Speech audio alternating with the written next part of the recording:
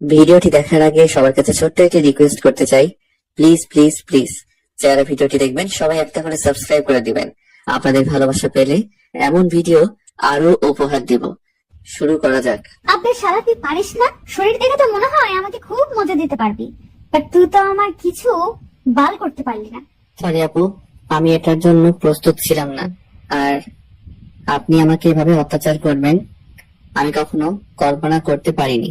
কিসের সরি আর কিসের অত্যাচার? তুই মজা পাসনি সারা? আমি তোকে নিয়ে এসেছি আমাকে মজা দেওয়ার জন্য, কিন্তু মজা দিতে পারলি না, নিজে মজা নিলি।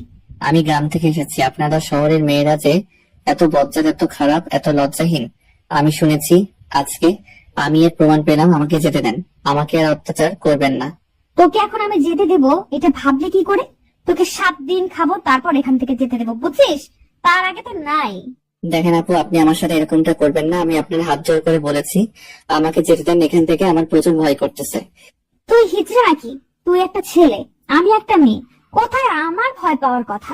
সেখানে আমি তোকে খাচ্ছি আর তুই আমাকে স্পর্শ ঠিক মতো করতে পারতেছিস না, এটা কোনো কথা? তুই হিজড়া নাকি রে? দেখেন, আমি গ্রাম থেকে এসেছি। আমার বাবা অনেক আশা করে আমাকে শহরে পাঠিয়েছে। আমি ভালোভাবে লেখাপড়া শেষ করে ভালো একটা জব করব, তাদের মুখে হাসি ফুটাবো। আপনি আমাকে প্লিজ যেতে দেন। তুই কোথাও যেতে পারবি না।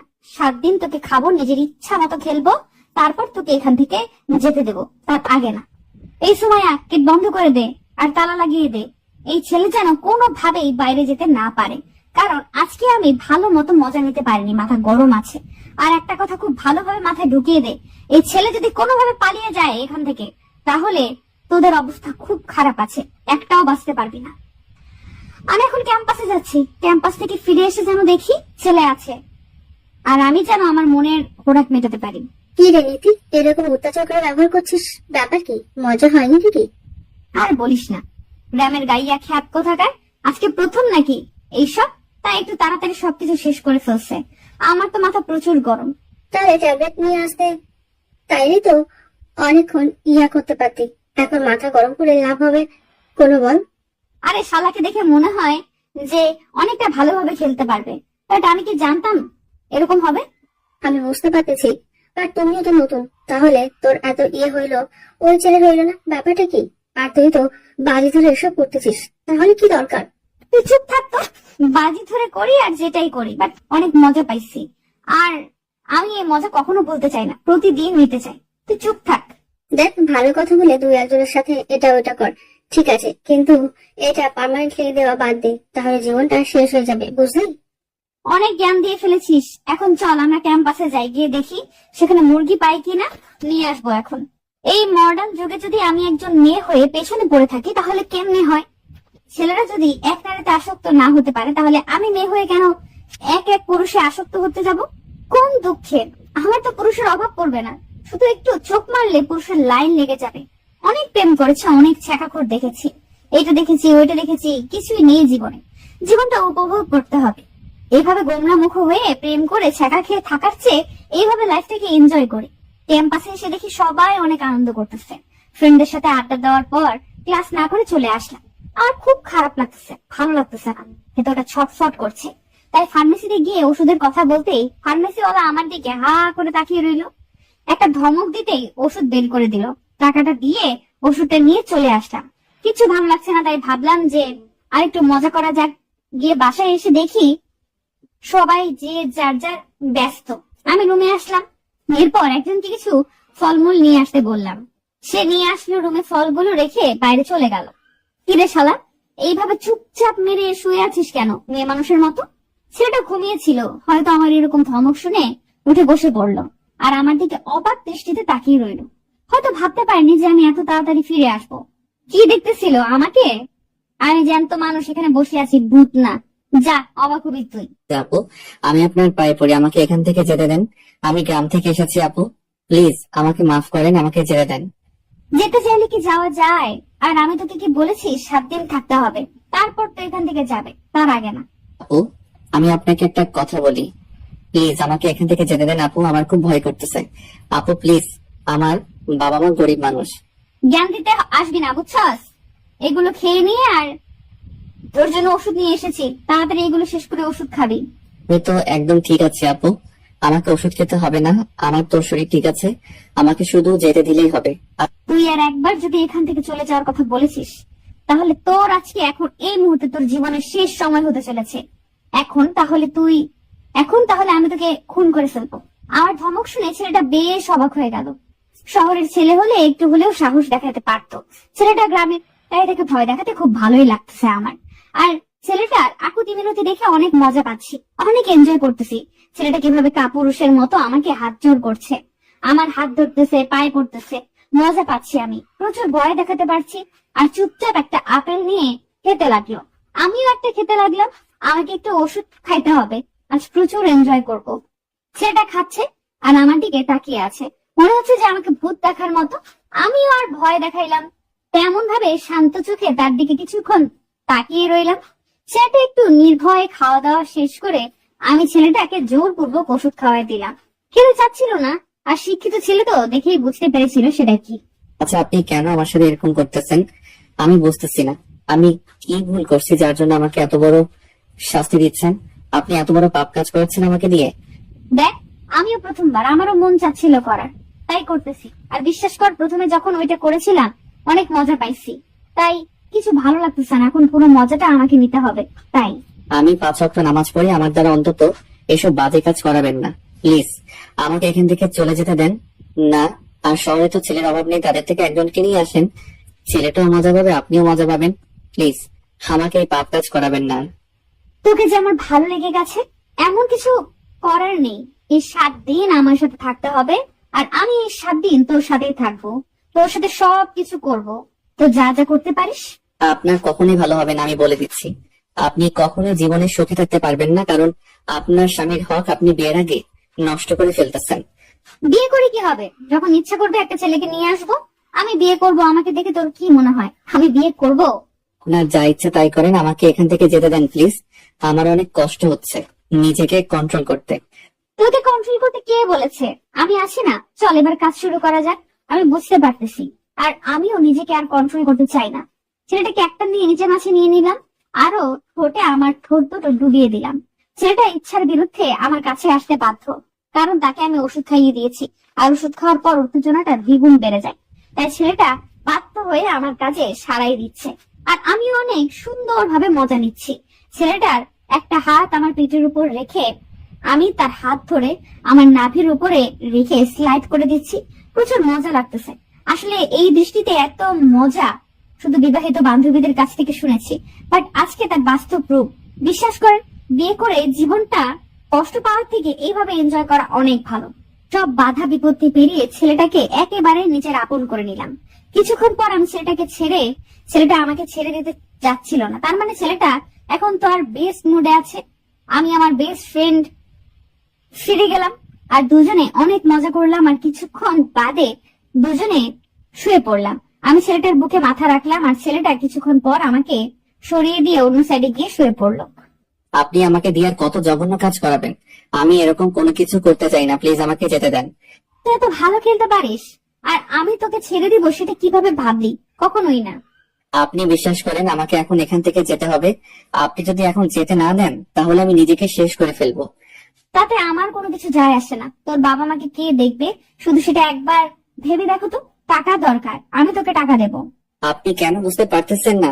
কেন আমার সাথে এরকম করতেছেন? আমি 5 ওয়াক্ত নামাজ পড়ে সব কাজ করতে পারবো না আমি? তোর এই দেমাগ যত বেশি দেখাবি তত বেশি দিন তোকে এখানে থাকতে হবে। তাই আমাকে দেমাগ দেখাতে আসবি না। আমি কি করলে এখান থেকে দ্রুত চলে যেতে পারবো 2-1 দিনের মধ্যে? আপনি বলেন, আপনার গোলামি করলে না কি করলে আমি সেটাই করব। আর বাট আমাকে 2 দিনের মধ্যে এখান থেকে যেতে দিতে হবে। তুই তো আমাকে ধমক দিচ্ছিস। বাহ, আমাকে হুমকি দিচ্ছিস 2 দিনের মধ্যে যদি যেতে না রে, তাহলে কি করবি শুনি? আমি কোনো ধুমকি বা হুমকি করতেছি না, আমি আপনার কাছে উপায় জানতে চাচ্ছি। আপনি আমাকে প্লিজ বলবেন এটা। এটার কোনো উপায় নাই, আর তোকে এখানে থাকতেই হবে 7 দিন। আর 7 দিন পর রেজাল্ট আসবে, তুই যাইতে পারবি কিনা। মানে আপনি কি বোঝাতে চাচ্ছেন? কি বলতেছেন এসব? আমাকে 7 দিন পর যাইতে দিবেন না মানে কি বোঝাতে চাচ্ছেন? আপনি কি ঠিক আছে না আপনার মাথা ঠিক আছে? আমাকে আমাকে এখন যেতে দেবেন এখান থেকে? চিল্লিয়ে কোনো লাভ নেই। তুই এই রুম থেকে বের হতে পারবি না, বুঝছিস? এখন তুই রুমে বন্দি থাক। আমি বাইরে যাচ্ছি, একটু পর আবার এসে দেখা হবে। ছেলেটাকে দেখে মায়া হচ্ছে, তাই সেখানে আর বেশিক্ষণ থাকতে পারলাম না। বেশিক্ষণ থাকলে আবার অতিরিক্ত মায়া লেগে যাবে, তার জন্য বাইরে চলে আসলাম। এত মায়াবী হলে তো চলবে না, নিজেকে কঠোর হতে হবে। বাইরে এসে সবাইকে যার যার কাজগুলো বুঝিয়ে দিলাম। আজকে কলেজেও যেতে ইচ্ছে করছে না, আর তাই আর গেলাম না কলেজে। আমার বাবার কলেজ আমার বাবার, তাই আমার যখন খুশি আমি তখন যাই, কেউ আমাকে কিচ্ছু বলতে পারে না। আর আমার বাবা আমি যেটা বলবো সেটা তো তাকে বিশ্বাস করতেই হবে, কারণ আমি তাই বিশ্বাসটা সবসময় অর্জন করি। কিন্তু এই লাইনে প্রথমবার এসেছি, কেউ জানে না, শুধু দু একটা ফ্রেন্ড জানে, বান্ধবী। কারণ ফ্রেন্ড সার্কেলকে যদি এসব না জানাই তাহলে একঘেয়েমি হয়ে যাবে, তাই তাদের কাছ থেকে একটু মজা পাওয়ার জন্য জানিয়েছি। শুনলাম তুই নাকি ইদানিং খুব খোরাক মেটাচ্ছিস নিজের। তোর কি হয়েছে? তোর লাগবে চলে আয় আমার বাসায়, তোকেও নিয়ে মজা করব। তোকে দেখে আমার মেয়ে মনে হয় না, বুঝছিস? তোকে দেখে আমার ছেলে মনে হয়, তাই তোর কাছে আমি যাব এটা ভাবলে কি করে? তোকে দেখে আমার হিজড়া মনে হয়, বুঝছিস? তোদের তো কোনো কিছু হবে না, তোমাদের তো কোনো কিছু হবে না, তাই তুই চুপচাপ থাক। এসব কথা বাদ দিবি? নিজেদের মধ্যে এত ঝগড়া করার কি আছে? আর তুই যেটা করছিস একটু ভেবেচিন্তে করিস, এটা কিন্তু মোটেও ঠিক হচ্ছে না। এখন তুই আমাকে জ্ঞান দিবি, তাই তো? আচ্ছা, তোর যত জ্ঞান দেওয়ার ইচ্ছে দিতে থাক, তাতে আমার কি? আমি তোকে জ্ঞান দিচ্ছি না, একজন বন্ধু হিসেবে তোকে যেটা আমার বোঝানো উচিত আমি তোকে শুধু সেটাই বোঝাচ্ছি। বিশ্বাস কর, অনেক মজা করছি, আর তুই চাইলে ট্রাই করে দেখতে পারিস কোন একটা ছেলের সাথে। আমার লাগবে না, বিয়ে করবো এবং স্বামীর সাথে সবকিছু করবো, তখন মজাটা আরো অনেক বেশি পাবো। তখনও খোলামেলা ভাবে যা খুশি তাই করতে পারবো, কেউ কিছু বলতে পারবে না। কিন্তু এখন তোর মনে একটু ভয় আছে। তুই ভালো করে জানিস আমি কখনো ভয় পাই না, আর আমি তো খোলামেলা করতেছি, বাসায় নিয়ে এসেছি, সেখানে খাচ্ছি, ভালোই মজা পাচ্ছি। দেখ দোস্ত, ছেলেটা জীবনটা নষ্ট করতে তুই পারিস না, তাই না? আমি একটা ছেলে, হয়তো ছেলের মর্মটা বুঝতে পারতেছি। তাহলে তুই চলে আয়, আমি ছেলেটাকে ছেড়ে দিচ্ছি, তোর সাথে কয়েকদিন এনজয় করি। তোর কি হয়েছে বল? তোর এত পরিবর্তন, তোর মাঝে তো আগের এরকম ছিল না, তাহলে হঠাৎ করে এত পরিবর্তন? আমি লাইফটাকে এনজয় করতে চাই, বুঝছিস? এরকম বোরিং লাইফ আমার ভালো লাগে না, আমি লাইফটাকে এনজয় করতেছি। অন্যভাবে কিন্তু লাইফটা এনজয় করা যায়, বুঝছিস দোস্ত? এভাবে না করলেও পারিস। আশিস একদম ঠিক কথা বলেছে, এইভাবে না করে অন্যভাবে করতে পারিস। আর বিয়ে কর, যদি এসব করে জীবনটা মজা নিতে চাস তাহলে বিয়ে কর, স্বামীর সাথে সবকিছু কর। আমি বিয়ে করব না, আমি এইভাবেই একটার পর একটা ছেলের সাথে মজা করব, তাতে ছেলেরাও মজা পাবে আর আমিও মজা পাইলাম। দেখ, তাহলে তোর জীবন কখনো সুখ আসবে না, বুঝেছিস? এমন এক সময় এমন ধোকা খাবি, সারা জীবন পস্তাবি। তাই বলতেছি, একটা সুন্দর ছেলে দেখে বিয়ে কর, তার সাথে সবকিছু করতে থাক। আঙ্কেলরা খুশি, তুইও খুশি, আমরা সবাই খুশি। তোদের এইসব কথা না আমার একদম শুনতে ভালো লাগতেছে না, আমি এখন বাসায় যাচ্ছি, তোরা থাক। কথাটা বলে সেখান থেকে চলে আসলাম, ভালো লাগতেছে না ফ্রেন্ডদের সাথে আড্ডা দিতে। গেলাম কই একটু আমাকে নিয়ে মজা করবে, সেটা না করে তারা আমাকে জ্ঞান দিচ্ছে, এসব শুনতে ভালো লাগে কার? মাথা গরম হয়ে গেল। বাসায় চলে আসলাম, বাসায় এসে দেখি আব্বুকে দেখে তো আমি অবাক হয়ে গেলাম। আব্বু আবার এই সময় বাসায় কি করতেছে? ছেলেটাকে একবার দেখে ফেললে তো ঝামেলা দ্বিগুণ হয়ে যাবে। আমি কোনো কথা না বলে চুপচাপ সোজা গিয়ে আব্বুকে জড়িয়ে ধরলাম, তার খোঁজ খবর নিলাম, দেখলাম সে হাসি খুশি, সবকিছু আগের মতোই কথা বলতেছে।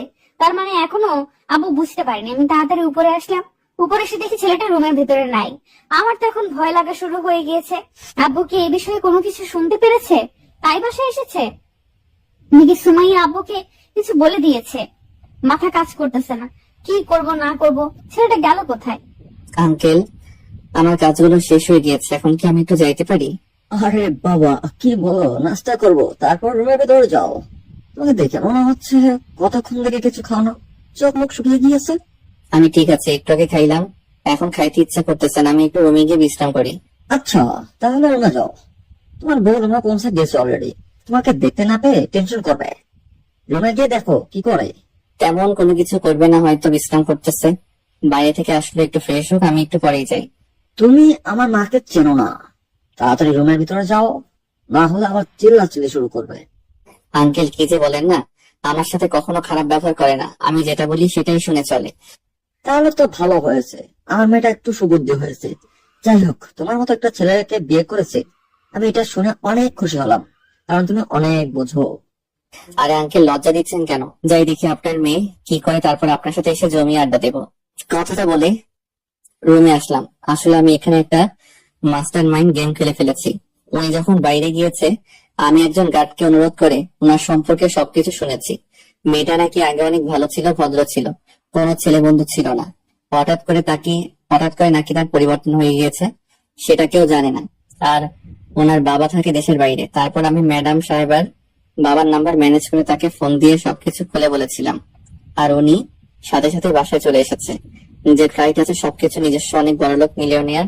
আর বাসায় আসার পর আমার সাথে অনেক কথা বলছে। আর ওনার কথা শুনে মনে হলো যে ওনার একটু সমস্যা আছে। রুমের ভিতর প্রবেশ করে দেখি মেয়েটা বিছানার উপর শুয়ে আছে। এসে ড্রেস অব্দি পরিবর্তন করেনি, যেমন অবস্থায় বাইরে থেকে এসেছে সে অবস্থায় বিছানায় শুয়ে আছে। আর আমাকে দেখে চোখ বড় বড় করে তাকিয়ে রইল, আর অবাক দৃষ্টিতে এক নজরে আমার দিকে তাকিয়ে আছে। আর উঠে দাঁড়িয়ে পড়লো আমাকে দেখে। তারপর আমার কাছে এসে আমাকে ঠাস করে একটা থাপ্পড় মারলো। আমি কিছু না বলে চুপচাপ বিছানায় শুয়ে পড়লাম। আমার এরকম ব্যবহার দেখে উনি অবাকের উপর অবাক হচ্ছে, তাতে আমার কি? আমি চুপচাপ বিছানায় শুয়ে কাঁথা গায়ে দিলাম। কি হলো? কিছু করতেছেন না যে? অনেকক্ষণ তো হলো। রুমের ভেতর আসলাম, শুরু করেন। ছোট লোকের বাচ্চা, তুই কোথায় গেছিস? আর তোকে আমি রুমের ভেতর থাকতে বলেছি, রুমের বাইরে যেতে বলেছি তোকে আমি? আসলে ম্যাডাম, গোসল করে একটু বাইরে গিয়েছিলাম। কুত্তার বাচ্চা, আমি তোকে বলেছিলাম যে তুই রুমের বাইরে বের হবি না। তার মানে তুই রুমের ভেতরে থাকবি, রুমের বাইরে যাওয়া নিষেধ ছিল তো, তাই না? দেখেন ম্যাডাম, আমাকে অন্তত কোনো পশু পাখির বাচ্চা বলে তুলনা করবেন না। আমি একজন মানুষের বাচ্চা, মানুষের মতো গালি দেন। তোর সাহস বেড়ে গিয়েছে, তুই মুখের উপর তর্ক করছিস, তাই না? কুত্তার বাচ্চা, তুই যদি আর একটা তর্ক করেছিস আমার সাথে না। আপনার বাবা কিন্তু পাশে আছে, তাই আমি চাচ্ছি না এখানে চিল্লাচিল্লি করতে। আপনার বাবা শুনলে আপনার কিছু থাকবে না। তার মানে তুই আমার বাবার সাথে কথা বলেছিস আর এসব কিছু বলেছিস নাকি কুত্তার বাচ্চা? দেখেন, আপনি আবার রেগে যাচ্ছেন। এটা কিন্তু মোটেও ঠিক না, আপনার স্বাস্থ্যের জন্য ক্ষতি। আপনি প্লিজ নিজেকে শান্ত করুন, কন্ট্রোল করুন, আর ফ্রেশ হয়ে এসে বসেন, সবকিছু বলতেছি। তোকে আমি খেয়ে ফেলবো, এক্ষুনি বল কি কথা হয়েছে আমার বাবার সাথে তোর? আর তুই আমার বাবার সাথে কথা বলার স্পর্ধা দেখিয়েছিস কি হিসাবে? তোকে আমি খুন করে ফেলবো। আপনার ভালোর জন্য আমি ওনার সাথে কথা বলেছি। এখন যদি আপনি আপনার ভালোটা বুঝতে না পারেন, তাহলে তো আমার কোনো কিছু যায় আসে না। আমি এখান থেকে চলে যাচ্ছি। এখন কিন্তু আমি চাইলে চলে যেতে পারবো, আপনি আমার কোনো কিছু করতে পারবেন না। ভেবে দেখেন। এখন বল কি করতে হবে, আর তুই আমার বাবার সাথে কি কথা বলেছিস? তেমন কিছু না, শুধু বলেছি আপনি আমাকে জোর করে বিয়ে করে নিয়ে এসেছেন আর আমার সাথে সবকিছু করেছেন। আপনার নাকি বাচ্চা লাগবে, তাই আমাকে জোর করে বিয়ে করেছেন। কুত্তার বাচ্চা, তোকে আমি এসব বলতে বলেছি? আমি তোকে বিয়ে করেছি, তাই না? বড়লোক হওয়ার ঠান্ডা তো ভালোই পাইছিস। তুই এখনই আমার বাসা থেকে চলে যাবি। আমি তো এটা শোনার জন্যই অপেক্ষা করতেছিলাম যে কখন আপনি আমাকে এখান থেকে চলে যেতে বলেন, আর আমি এখান থেকে চলে যাই। আপনি ভালো থাকবেন, টাটা, বাই বাই। কুত্তার বাচ্চা, আমার স্বামী হওয়ার খুব শখ, তাই না? দাঁড়া, তোকে আমি এক্ষুনি বিয়ে করতেছি। খুব শখ, তোর শখ আমি মেটাচ্ছি, ওয়েট কর। তারপর দেখ তোর কি হয়, তোর সাথে কি হয়। আমি আপনার বাবাকে শুধু বলেছি আমাদের মাঝে বিয়ে হয়েছে আর কয়েকদিন পর আপনি আমাকে ডিভোর্স দেবেন, এটাই। তাছাড়া আমি আপনার বাবার সাথে আর কোনো কথা বলিনি। আপনি আমাকে প্লিজ এখান থেকে যেতে দেন, না হলে আমি সিন ক্রিয়েট করতে বাধ্য হব। তুই হয়তো জানিস না, আমি আমার বাবার কাছে যেটা চাই তিনি সেটা আমাকে যে কোনো মূল্যে এনে দেয়। যদি কাউকে খুন করা লাগে সেটাও করে ফেলায়, বুঝছিস? তাতে আমার কি হয়েছে? এখন আমি এখান থেকে চলে যাব। সব থেকে বড় কথা, কারণ আপনাদের মতো বড়লোক মানুষের কাছে আমাদের কোনো গরিব মানুষের মূল্য নেই। তোকে বলেছিলাম না আমি তোকে 3 দিন ব্যবহার করব, তারপর তোকে টাকা দেব। তুই এখান থেকে চলে যাবি চুপচাপ, এর আগে একটাও কথা বলবি না। আপনি টাকা দিয়ে অন্য ছেলেদের কিনে নিয়ে আসেন, আমাকে না। আমি এখন এখান থেকে চলে যাব। রক্তিমকে মিঠু আর কোনো কথা বলতে দিল না। রক্তিমকে এক ধাক্কা দিয়ে বিছানার উপর শুইয়ে দিল।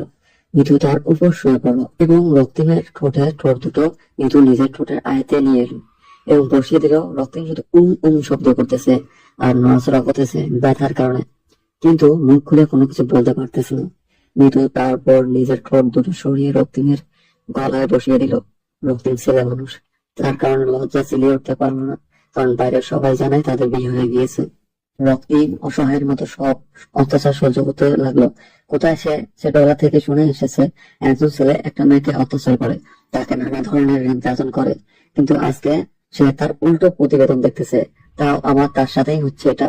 রক্তিম লজ্জার কারণে কোনো কিছু বলতে পারতেছে না, আবার শব্দ করতে পারতেছে না। আর এখন যদি এখানে চিল্লাচিল্লি করে, বাইরে থেকে লোকে আসবে আর তাকে নিয়ে আরো হাসা ঠাট্টা করবে। আর এদিকে মিতু তার চাহিদা মেটানোর জন্য ব্যস্ত হয়ে গেল। আর একটু পর রক্তিম নিজেকে আর কন্ট্রোল করতে পারলো না, পাগল হয়ে গেল মিতুর ভালোবাসায়। আর মিতুর ফিগারে বেশ কিছুক্ষণ পর রক্তিমকে ছেড়ে দিয়ে মিতু আমার এক সাইডে শুয়ে পড়ে, আর রক্তিম এর দিকে মায়াবী দৃষ্টিতে তাকিয়ে রইল। মিতু নিজেই জানে না কেন এরকম করতেছে। কেন আপনি এরকম করতেছেন? কেন নিজের জীবনটা এভাবে শেষ করতে চান বলেন তো আমাকে? জ্ঞান দিতে আসবি না। আমার যেটা খুশি আমি সেটাই করব। তুই চুপচাপ, আমি যেটা বলবো সেটাই করবি। আপনার কিন্তু বোঝার বয়স আছে, এসব করা কিন্তু মোটেও ঠিক হচ্ছে না। আমরা মুসলিম, আমাদের পরপরই হিসাব দিতে হবে। আপনি প্লিজ একটা বিয়ে করেন আর বৈধভাবে এসব করেন, অনেক মজা পাবেন। এখন চুপচাপ এখানে ঘুমিয়ে থাক, আমাকে ঘুমাতে দে, ঘুম পাচ্ছে আমার। আর কোনো কথা বলতে চাই না আমি। প্লিজ আমাকে এখান থেকে চলে যেতে দেন, আমার ভালো লাগতেছে না, আমার দম বন্ধ হয়ে আসতেছে। আমি কখনো এরকম রুমে বন্দি হয়ে থাকিনি। এখন আমার ঘুম পাচ্ছে, একদম ডিস্টার্ব করবি না। ঘুম থেকে উঠে তোকে নিয়ে করতে বাইরে যাব, রাতে সাহস করে দেখাবো, অনেক মজা পাবি। এখন চুপচাপ ঘুমিয়ে পড়। কেন আপনি আমার সাথে এরকম অত্যাচারমূলক ব্যবহার করতেছেন? আমি কি ভুল করেছি? আমি শহরে এসেছি পড়াশোনা করার জন্য। তোকে পড়াশোনা করতে কে বারণ করেছে শুনি? তুই পড়াশোনা কর, বাট আমার সাথে তোকে থাকতে হবে। আমি এখন আমার ক্যাম্পাসটা পছন্দ করে দেখতে পেলাম না, আর আপনি বলতেছেন আমি পড়াশোনা করব? আমি প্রথম দিন এসে কত ইচ্ছা ছিল যে আমি সবার সাথে পরিচয় হব, নতুন শহরে এসেছি, নতুন ভার্সিটি, নতুন ক্যাম্পাস, অনেক জমি আড্ডা দেবো, কিন্তু আপনি আমার সবকিছু ধূলিসাৎ করে দিলেন। আচ্ছা, তোকে আমি কালকে তোর ক্যাম্পাসে নিয়ে যাব। এখন বল, কারমাইকেল কলেজ নাকি বেগম রোকেয়া বিশ্ববিদ্যালয়ে আছিস তুই? আমি বেগম রোকেয়া বিশ্ববিদ্যালয় ইকোনমিক ডিপার্টমেন্টের। আচ্ছা, তাহলে এখন চুপচাপ আমাকে ঘুমাতে দে। আর তুই না ঘুমালে যা খুশি তাই কর, কিন্তু রুম থেকে বেরিয়ে যাবি না, রাতে ঘুরতে যাব। আমার ভালো লাগতেছে না কিছু, আমাকে এখান থেকে যেতে দিচ্ছেন না। কিসের জন্য আমি এবার কিন্তু কান্না করব? তোর যা ইচ্ছা তুই তাই করতে পারিস, আমি তোকে কিছু বলতেছি না। তোর ইচ্ছা, কিন্তু রুম থেকে বেরিয়ে যাবি না। কথাটা বলে মিতু ঘুমিয়ে পড়ার ভান করে শুয়ে রইল। আর মিতুর একটু ক্লান্তি লাগতেছে, তার জন্য সে একটু ঘুমানোর চেষ্টা করতেছে। আর এদিকে রক্তিম বেচারা কি করবে না করবে বুঝতেই পারতেছে না। মিতুকে বোঝানোর চেষ্টা করতেছে, কিন্তু মিতু কোনোভাবেই বোঝার চেষ্টা করতেছে না। তারপর রক্তিম চুপচাপ চোখ দুটো বন্ধ করে ভাবতে লাগলো। তার বাবার স্বপ্ন, তার ইচ্ছা সবকিছু শেষ হয়ে যাচ্ছে দিনের পর দিন। কেন যে সে এ শহরে আসলো আর কেন যে এই মেয়ের হাতে পড়লো সেটা ভাবতেই খুব খারাপ লাগছে রক্তিমের। রক্তিম সাদামাটা একটা ছেলে, গ্রাম থেকে এসেছে, শহরে কিছু বোঝে না, আর হুট করে এসে মিতুর পাল্লায় পড়ে সবকিছু তার ওলটপালট হয়ে যাচ্ছে। এসব ভাবতে ভাবতে রক্তিম আর মিতু দুজনেই ঘুমিয়ে পড়েছে। তারা নিজেই বুঝতে পারেনি আজ সন্ধ্যা সময় আশিস আর সুমাইয়া দুজনে ক্যাম্পাসে আড্ডা দেওয়ার জন্য বেরিয়ে পড়েছে। তারা দুজনে মিতুকে অনেকবার ফোন করেছিল, কিন্তু আমি তোর ফোন ধরবে কি মিতু ঘুমিয়ে পড়েছে, তাই তারা বিরক্ত হয়ে আমাকে ফোন দেওয়া অফ করে দিল। সুমাইয়া এবং আশিস দুজনে ক্যাম্পাসে হাঁটাহাঁটি করে আড্ডা দিচ্ছে। আজকে তাদের অনেক খারাপ লাগছে, কারণ এখানে যদি মিতু থাকতো তাহলে তাদের সাথে কত মজা হতো, কিন্তু মিতুকে ছাড়া তারা দুজন যেন প্রাণহীন একটা মানবের মতো। তোর কি মনে হয় মিতু যে কাজটা করতেছে ওই ছেলেটার সাথে, সেটা কি মোটেও ঠিক করতেছে? দেখ, আমি তো কত করে বোঝানোর চেষ্টা করলাম, কিন্তু আমার কথা সে কানে নিল না।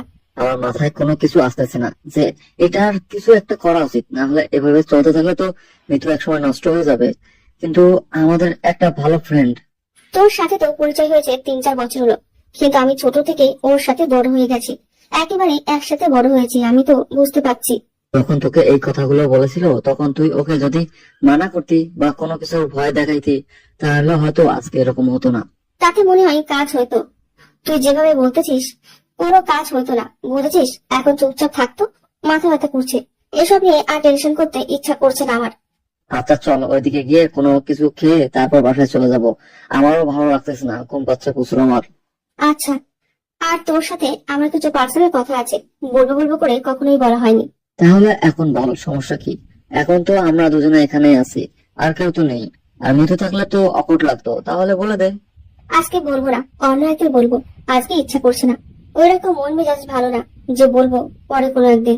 আরে বল, সমস্যা নেই, আমার অত কিছু ভালো লাগতেছে না। তোর কথা শুনে যদি মন ভালো হয়ে যায় বল, সমস্যা নেই, কেউ তো নেই। বাদ দে এসব কথা, পরে কোনোদিন বলবো। আজ ভালো লাগছে না আমার। চল এখন কিছু খেয়ে তারপর বাসায় চলে যাব। তাহলে কি আর করা, চল তাড়াতাড়ি, আমারও খুব ক্ষুধা লাগছে। আজকে ট্রিটটা দিবি? আমার কাছে কোনো টাকা নেই, আজকে আমি কোনো টাকা নিয়ে বের হইনি, তোর টাকাই খাবো তার জন্য। আচ্ছা চল, আমার কাছে কিছু টাকা আছে, সেটা দিয়ে তোকে খাওয়াবো, সমস্যা নেই। পরে কিন্তু তুই আমাকে খাওয়াবি। সেটা পরে দেখা যাবে, এখন চল তো, বকবক করতে ইচ্ছে করছে না আমার। সুমাইয়া আশিসকে পছন্দ করে আর আশিস সুমাইয়াকে পছন্দ করে, কিন্তু মুখ ফুটে কেউ কাউকে বলবে এই সাহসটা দুজনেই কারণ হয়ে ওঠেনি এখনো পর্যন্ত।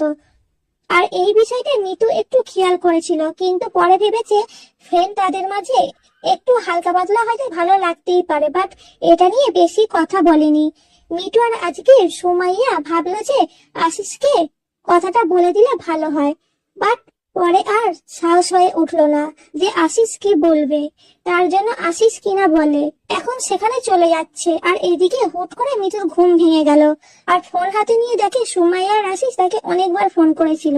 ঘরের দিকে তাকিয়ে দেখে সন্ধ্যা পার হয়ে গিয়েছে, 7টা বাজে। মিতু ফোন ব্যাক না করে ফ্রেশ হওয়ার জন্য বাথরুমে গেল, তারপর ফ্রেশ হয়ে বেরিয়ে আসলো। এসে দেখে রক্তিম এখনো ঘুমিয়ে আছে। ঘুমন্ত অবস্থায় রক্তিমকে দেখতে পেয়ে মিতু আবারও তার উপর একটু দুর্বল হয়ে পড়ল।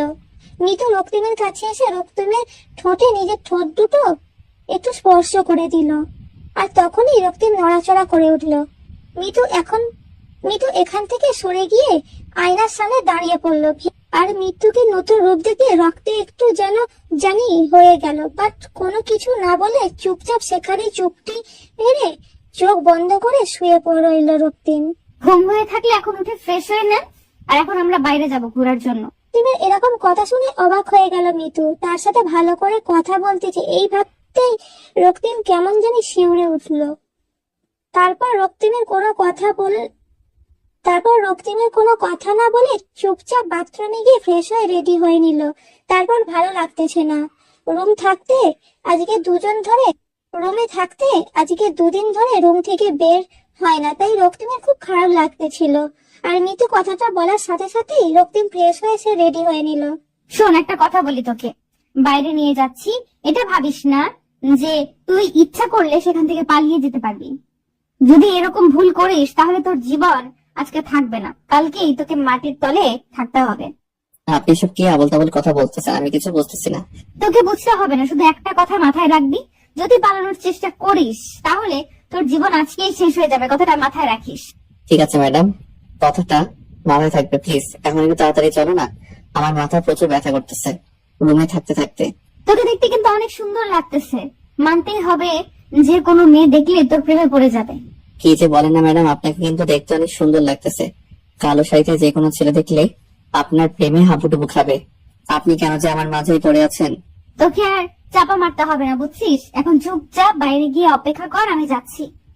তারপর রক্তিম মিতুর কথা মতো বাইরে গিয়ে অপেক্ষা করলো। আর একটু পরে মিতু রুম থেকে বের হয়ে আসলো। আর মিতুকে দেখে এক মুহূর্তের জন্য থমকে দাঁড়িয়ে গিয়েছিলাম।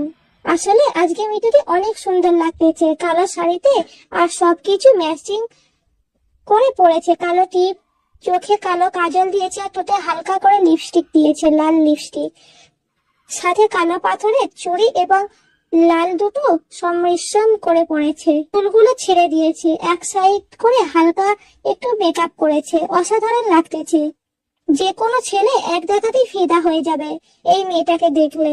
এভাবে হা করে তাকিয়ে থেকে লাভ কি? মশা ঢুকে যাবে মুখের ভেতর, পেট খারাপ করবে। তাড়াতাড়ি আয়। জি ম্যাডাম, কিন্তু আপনাকে সত্যি সত্যি অসাধারণ লাগতেছে। এইভাবে আমাকে পাম দেওয়া লাগবে না, বুঝছিস? অন্য মেয়েকে পাম দিস, তাহলে মজা লাগবে। অন্য মেয়ের আমাকে পাম দিতে হবে না। এখন চল। আসলে মানুষের সৌন্দর্যের গুণগান করলে উনি নিজেকে কি যেভাবে বুঝতে পারে না।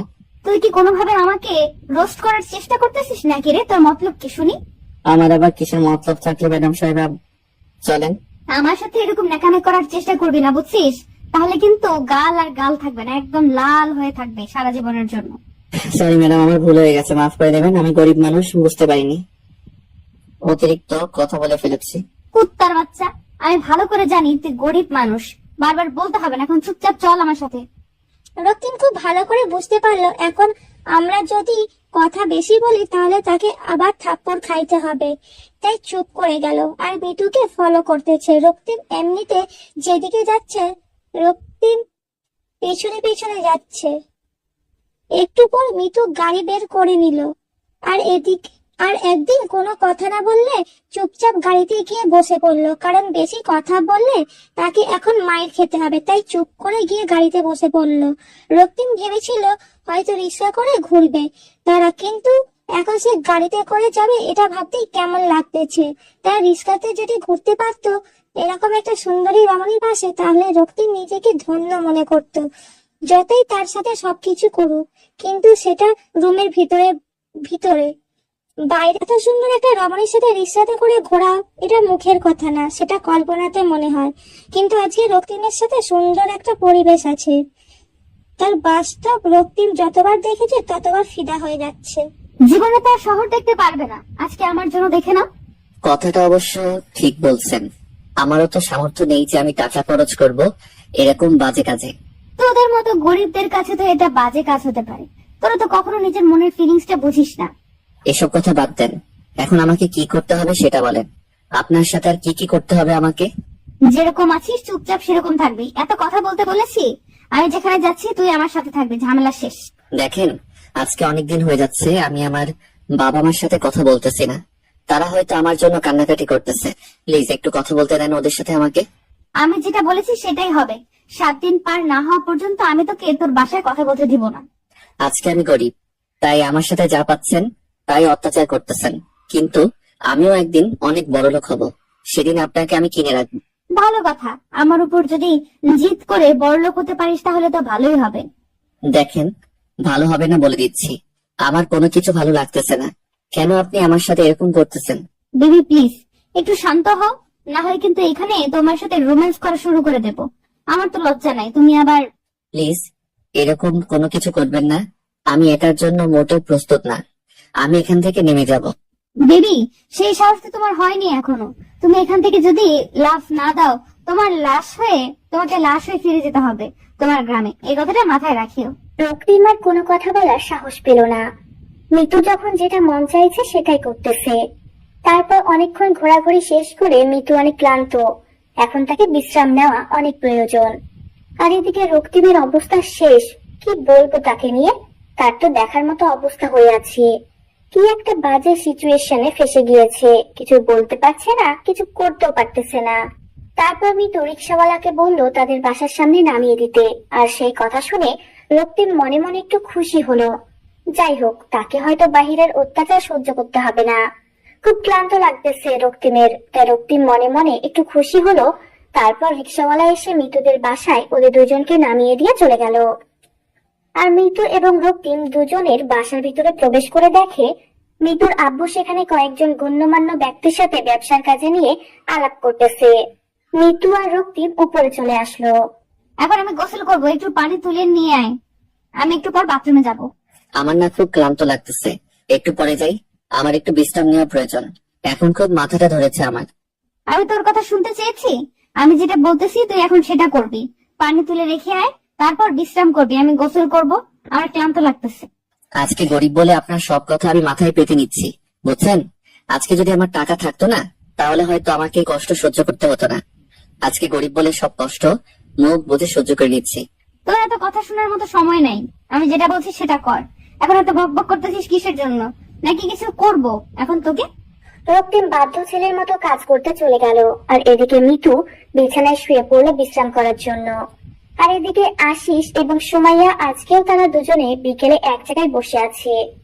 কেউ কোনো কথা বলতেছে না, চুপচাপ একে অন্যের দিকে তাকাচ্ছে, আবার চোখ নিচু করে নিচ্ছে। দুজন দুজনকে ভালোবাসে, কিন্তু কেউ আগে প্রকাশ করতে পারতেছে না। দুজনের মাঝে একই রকম অনুভূতি কাজ করতেছে, তাদের মাঝে একটা বাধার প্রতি কাজ করতেছে, বলবে কি বলবে না, তাদের মধ্যে একটা জড়তা কাজ করতেছে। কি হলো? গতকাল ডাকলে আসলাম, চলে গেলাম, আজকেও ডাকলে আসলাম, চলে যাবো কি? কিছু বলবি? কিছু হয়েছে তোর? সমস্যা? কাউকে পছন্দ করিস নাকি? আসলে একটা কথা কি জানিস, আমি না বলতে পারছি না। দেখ, এটা তুই কি বলতেছিস? কি কথা বলবি? আমাকে বলতে আমার লজ্জা কিসের? বুঝতেছি না তো, আমি তোর বন্ধু, তাই না? সেটা তো ভয় পাচ্ছি, কি যে হবে না হবে আমি কিছু ভেবে পাচ্ছি না। আর তুই একটু বুঝে নিতে পারিস না? আমি কি বুঝে নেব আর কি না বুঝে নেব বুঝতে পারতেছি না তো, আমি কিছুই বুঝতে পারতেছি না। তুই আমাকে বললে তো আমি বুঝতে পারবো। তোকে কোনো কিছু বুঝতে হবে না, এখন আমি যেটা বলছি সেটা শোনার জন্য অপেক্ষা কর, আমাকে আগে নিজের কাছে বুঝতে দে। আচ্ছা, তাহলে তুই আজকে রাতে ভেবে রাখিস, কালকে এসে আমাকে বলিস, বুঝছিস? আমি এখন যাচ্ছি, আমার একটা কাজ আছে। কোনো মেয়ের দেখা করতে যাবি নাকি? এত তাড়া দিচ্ছিস, ব্যাপার কি? আসলে ফেসবুকে একটা মেয়ের সাথে পরিচয় হয়েছে, আজকে নাকি ক্যাম্পাসে আসবে আমাদের, ওর সাথে একটু দেখা করতাম আর কি। কি বলতেছিস? কোন মেয়ে আর কোথায় বাড়ি আর কোন ক্লাসে পড়ে? তোর সাথে দেখা করবি কিসের জন্য? আমি কি জানি, আমাকে বললো দেখা করার কথা। আর আমি কি বলবো, আমি বললাম ঠিক আছে, আজকে দেখা করব। এবার সুমাইয়া অনেকটা ভয় পেয়ে গেল। না জানি আশিস আবার ওই মেয়ের প্রেমে হাবুডুবু খায়, না তো আবার ওই মেয়ে আবার আশিসকে পছন্দ করে। সুমাইয়া কিছুই ভাবতে পারতেছে না। এবার আশিসকে না বলে দিলে যদি আশিস আবার অন্য কারো হয়ে যায়, সুমাইয়া জীবনে নিজেকে ক্ষমা করতে পারবে না, কারণ এতটা ভালোবাসায় আশিসকে। সুমাইয়া সেই প্রথম থেকে পছন্দ করতো, কিন্তু কখনো বলতে পারেনি। আজকে যদি না বলে, যদি আশিস অন্য কারো হয়ে যায়, সুমাইয়া সারা জীবন কান্না করবে। সেজন্য তার থেকে এখন তাকে সাহস করে বলতেই হবে। আশিস, আমি তোকে ভালোবাসি। আমি জানি তুই আমাকে ভালোবাসিস, তোর মুখ থেকে এই কথাটা শোনার জন্য একটু মিথ্যা বললাম। আমি কোনো মেয়ের সাথে দেখা করতে যাচ্ছি না, ফেসবুকে কোনো মেয়ের সাথে আমি কথা বলি না। হুত্তা, তুই আমাকে আগে বলবি না? আমি তো ভয় পেয়ে গেছিলাম যদি অন্য কোনো মেয়ে তোর জীবনে আসে, আমি নিজেকে কন্ট্রোল করতে পারবো না। কতদিন ধরে এই ভালো লাগা ভালোবাসা শুরু হলো, আর কেমনে কি আমার মতো এত বাজে একটা ছেলেকে কেমনে ভালোবাসতে পারলি তুই? বাজে তাই ভালোবাসি, ভালো হলেই ভালোবাসতাম না, বুঝছিস? ডায়লগ মাইরি, এখন চল তাহলে, আমাকে কিছু খাওয়াবি তুই। হুত্তা, ফোনের মতো কথা বলিস না তো। এখন চল, তুই আমাকে খাওয়াবি। আমি তো প্রতিদিন তোকে খাওয়াই, তাই না? এখন থেকে তোকে আরো বেশি খাওয়াতে হবে, কারণ আমি বেকার, আমার কোনো চাকরি নেই, কোনো কিচ্ছু নেই। আর তোর বাবার অনেক টাকা আছে বুঝছিস, তো সেই টাকা থেকে আমাকে এখন থেকে কিছু খাওয়াতে পারিস। দেখ, ভালো হবে না বলে দিচ্ছি, আমাকে নিয়ে এইভাবে মজা করবি না। এখন তুই একটা জবের জন্য ট্রাই কর, বিয়ে করবো। আজকে প্রপোজ করলে আজকে বিয়ের কথা বলতেছিস? দু একদিন প্রেম তো করতে দিবি, তাই না? আমি নিতুর মতো বেহায় না যে ভালোবাসি আর বিয়ের আগে সবকিছু শেষ করলাম, বিয়ের পর কোনো মজা পাইলাম না। আমি সেটা চাই না। আমি চাই বিয়ের পর তোর সাথে সব ধরনের আমি মজা করতে। আচ্ছা হয়েছে, এখন আর রাগ দেখাতে হবে না। আমি একটা জবের জন্য অ্যাপ্লাই করছি অলরেডি, দেখি কি হয়। আমাকে কখনো ছেড়ে যাবি না তো? কারণ হয়তো আমি মেয়েটা একটু আনরোমান্টিক, বাট চাইলেও ছেড়ে দিতে পারবো না, কারণ আমিও অনেক আগে থেকে তোকে পছন্দ করতাম, বাট কখনো বলতাম না। আমি জানি তুই আমাকে পছন্দ করিস, আমি চাইছিলাম তুই আগে আমাকে বল। কুত্তা কথা খান, তুই বলে এতদিন কি হয়তো, এতদিনে হয়তো আমরা বিয়ে করে ফেলতে পারতাম, তাই না? তার জন্য তো একটু জবের জন্য দৌড়াদৌড়ি করতেছি, কাউকে বলিনি, আজকে তোকে বললাম। এবার হয়তো চাকরিটা হয়ে যাবে, কারণ এবার অনেক ভালোভাবে সবকিছু রেডি করে নিয়েছি।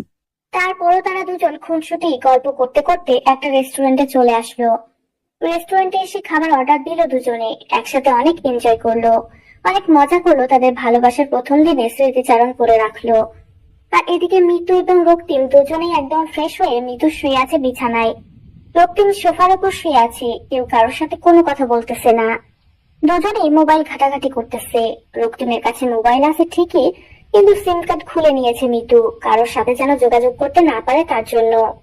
কি রে, কোন মেয়ের সাথে চ্যাটিং করতেছিস এত মন দিয়ে, আর মুচকি মুচকি হাসি দিচ্ছিস? ব্যাপার কি? আসলে আমার স্কুল লাইফের বেস্ট ফ্রেন্ডের সাথে কথা বলতেছি, অনেক ভালো সম্পর্ক ছিল আমাদের। আমার বাসায় আছিস, আমার খাচ্ছিস, আমার পড়ছিস, আমার টাকায় ঘুরছিস, আর অন্য মেয়ের সাথে কথা বলবি কিসের জন্য? বলছি না এই 7 দিন কারোর সাথে কথা বলতে পারবি না তুই? মেয়েটার বিয়ে হয়ে গিয়েছে, তার সংসার জীবনের কিছু কথা আমার সাথে শেয়ার করতেছে। আমি তার সাথে প্রেম করতেছি না, বুঝেছেন? অন্যের সংসার জীবনের কথা শুনে তুই কি করবি? তুই কি তার সংসারে গিয়ে কাজ করে দিবি? আপনার মাঝে কোনো মনুষ্যত্ব আমি দেখতে পাচ্ছি না, বুঝতে পারছেন? আপনি কখনো মানুষ হতে পারবেন না। কুত্তার বাচ্চা, তোর কত বড় সাহস তুই আমাকে বলতেছিস আমি কখনো মানুষ হতে পারবো না? আমার বান্ধবীর সাথে আমি কথা বলতেছি, তার সংসার জীবন নিয়ে, তার সুখ দুঃখের কথাগুলো আমি শুনতেছি। তার হালকা লাগবে, কারণ সে আমার সাথে সব কথা শেয়ার করে। যা, ওর স্বামীর কাছে যা, তুই যা ওর স্বামীর সাথে সংসার কর। হয়তো আপনি কারো ভালো বন্ধু হতে পারেননি, তার জন্য আপনারই ভুল ধারণাটা, বুঝছেন? যদি সত্যি আপনি কারো ভালো বান্ধবী হতে পারতেন, তাহলে আপনার এই ভুল ধারণাটা থাকতো না। আজকে তো খুব বড় বড় কথা বলেছিস, ব্যাপার কি তোর?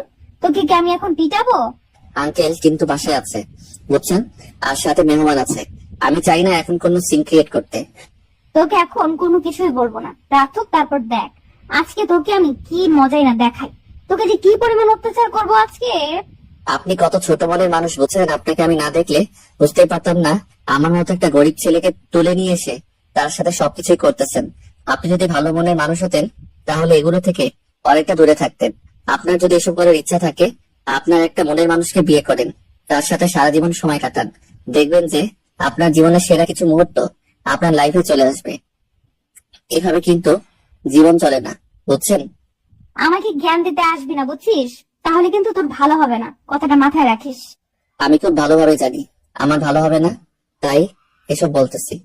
মিতু আর নিজেকে কন্ট্রোল করতে পারলো না, উঠে গিয়ে রক্তিমের ঠোঁট নিজের ঠোঁট দুটো বসিয়ে দিল। রক্তিমের ঠোঁটে ইচ্ছে মতো কামড় বসিয়ে দিতে লাগলো, রক্তিমের গলায় কামড় বসিয়ে দিতে লাগলো এবং বুকে আঁচড় দিতে লাগলো, যাতে করে রক্ত বের হয়। আর রক্তিমের অনেক কষ্ট হয়, অনেক যন্ত্রণা হয়। আমার ওইটা খাবেন না প্লিজ, আমার কষ্ট হচ্ছে। এটা খেলেই তো আমি বেশি মজা পাবো, এটা না খেলে তো আমি মজা পাবো না, বুঝছিস?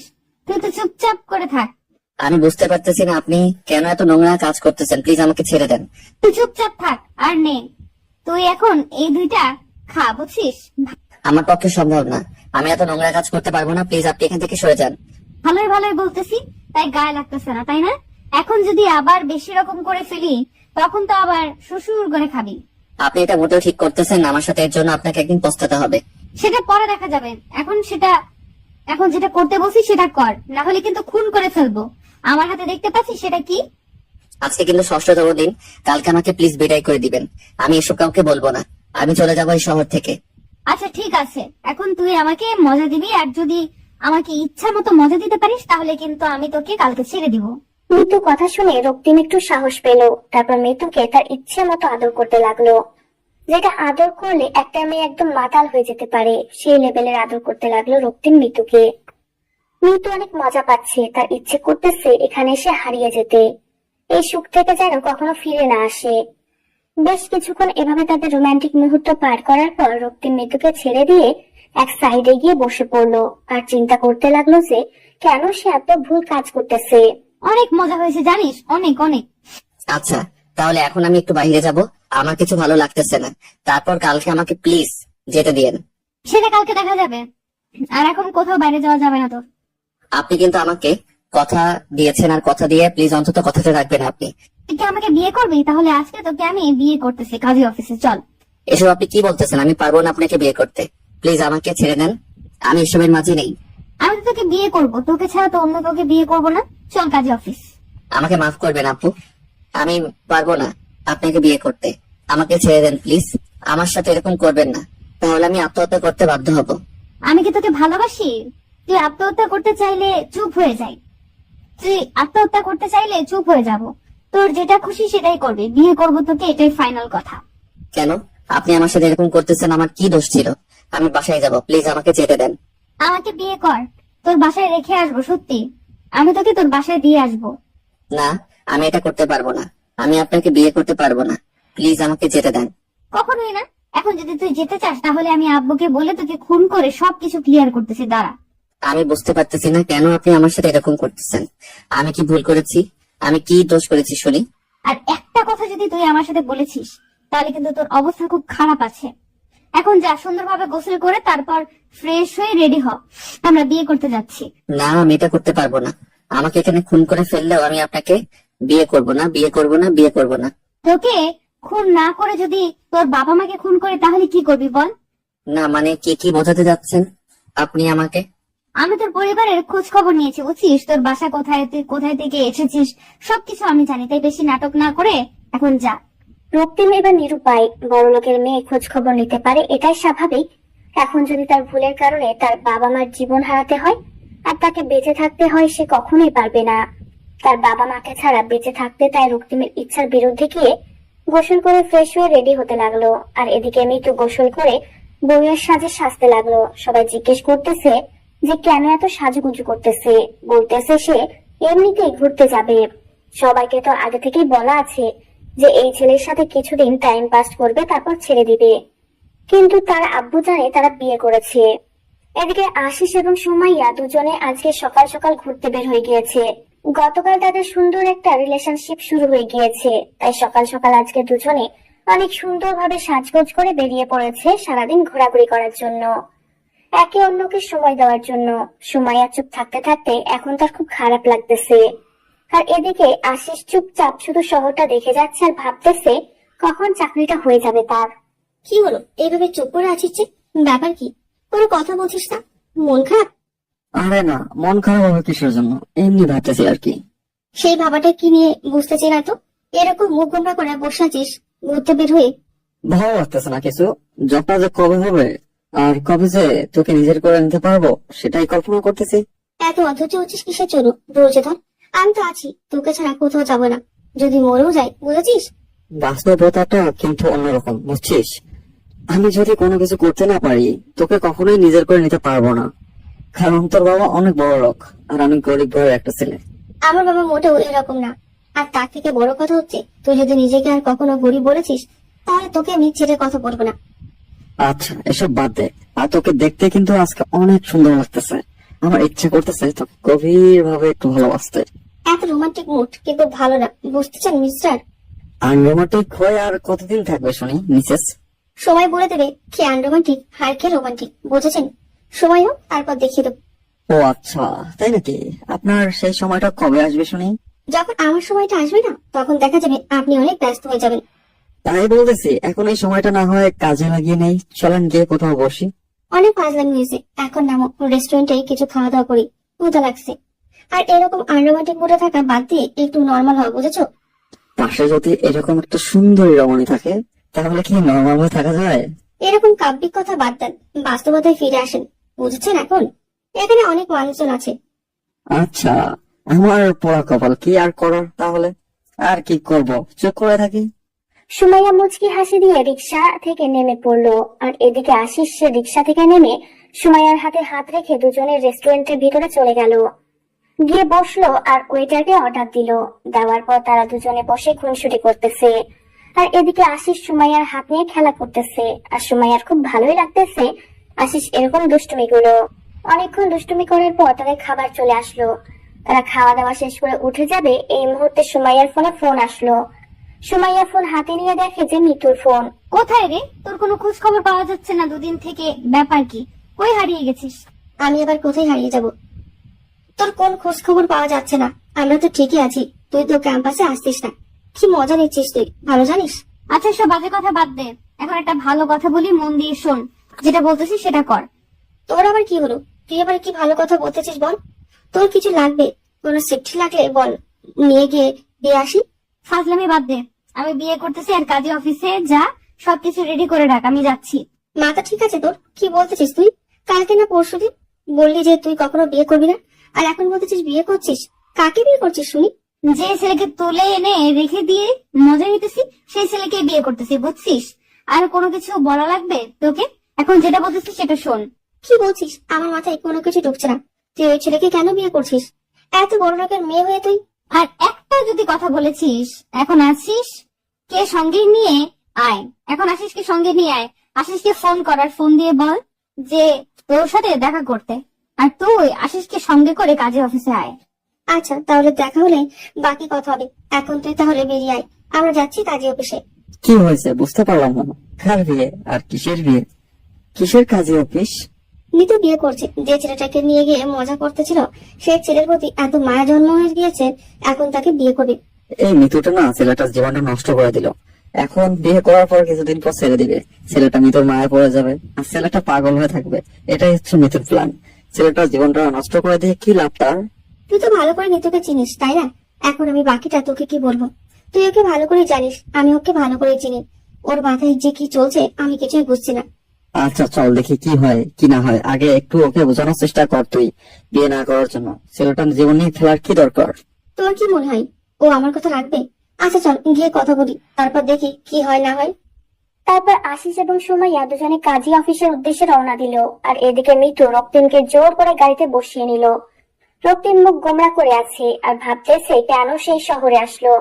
এই শহরে না আসলে হতো তার জীবনটা অনেক সুন্দর থাকতো। মিতু মনে মনে অনেক খুশি তার মাঝে পরিবর্তন হয়েছে। কেমন লাগছে, খারাপ কাজ করে বেশি দিন সুখে থাকা যায় না, একদিন না একদিন কষ্ট পেতেই হবে। তার থেকে বিয়ে করার পর দুজনে একসাথে থাকুক।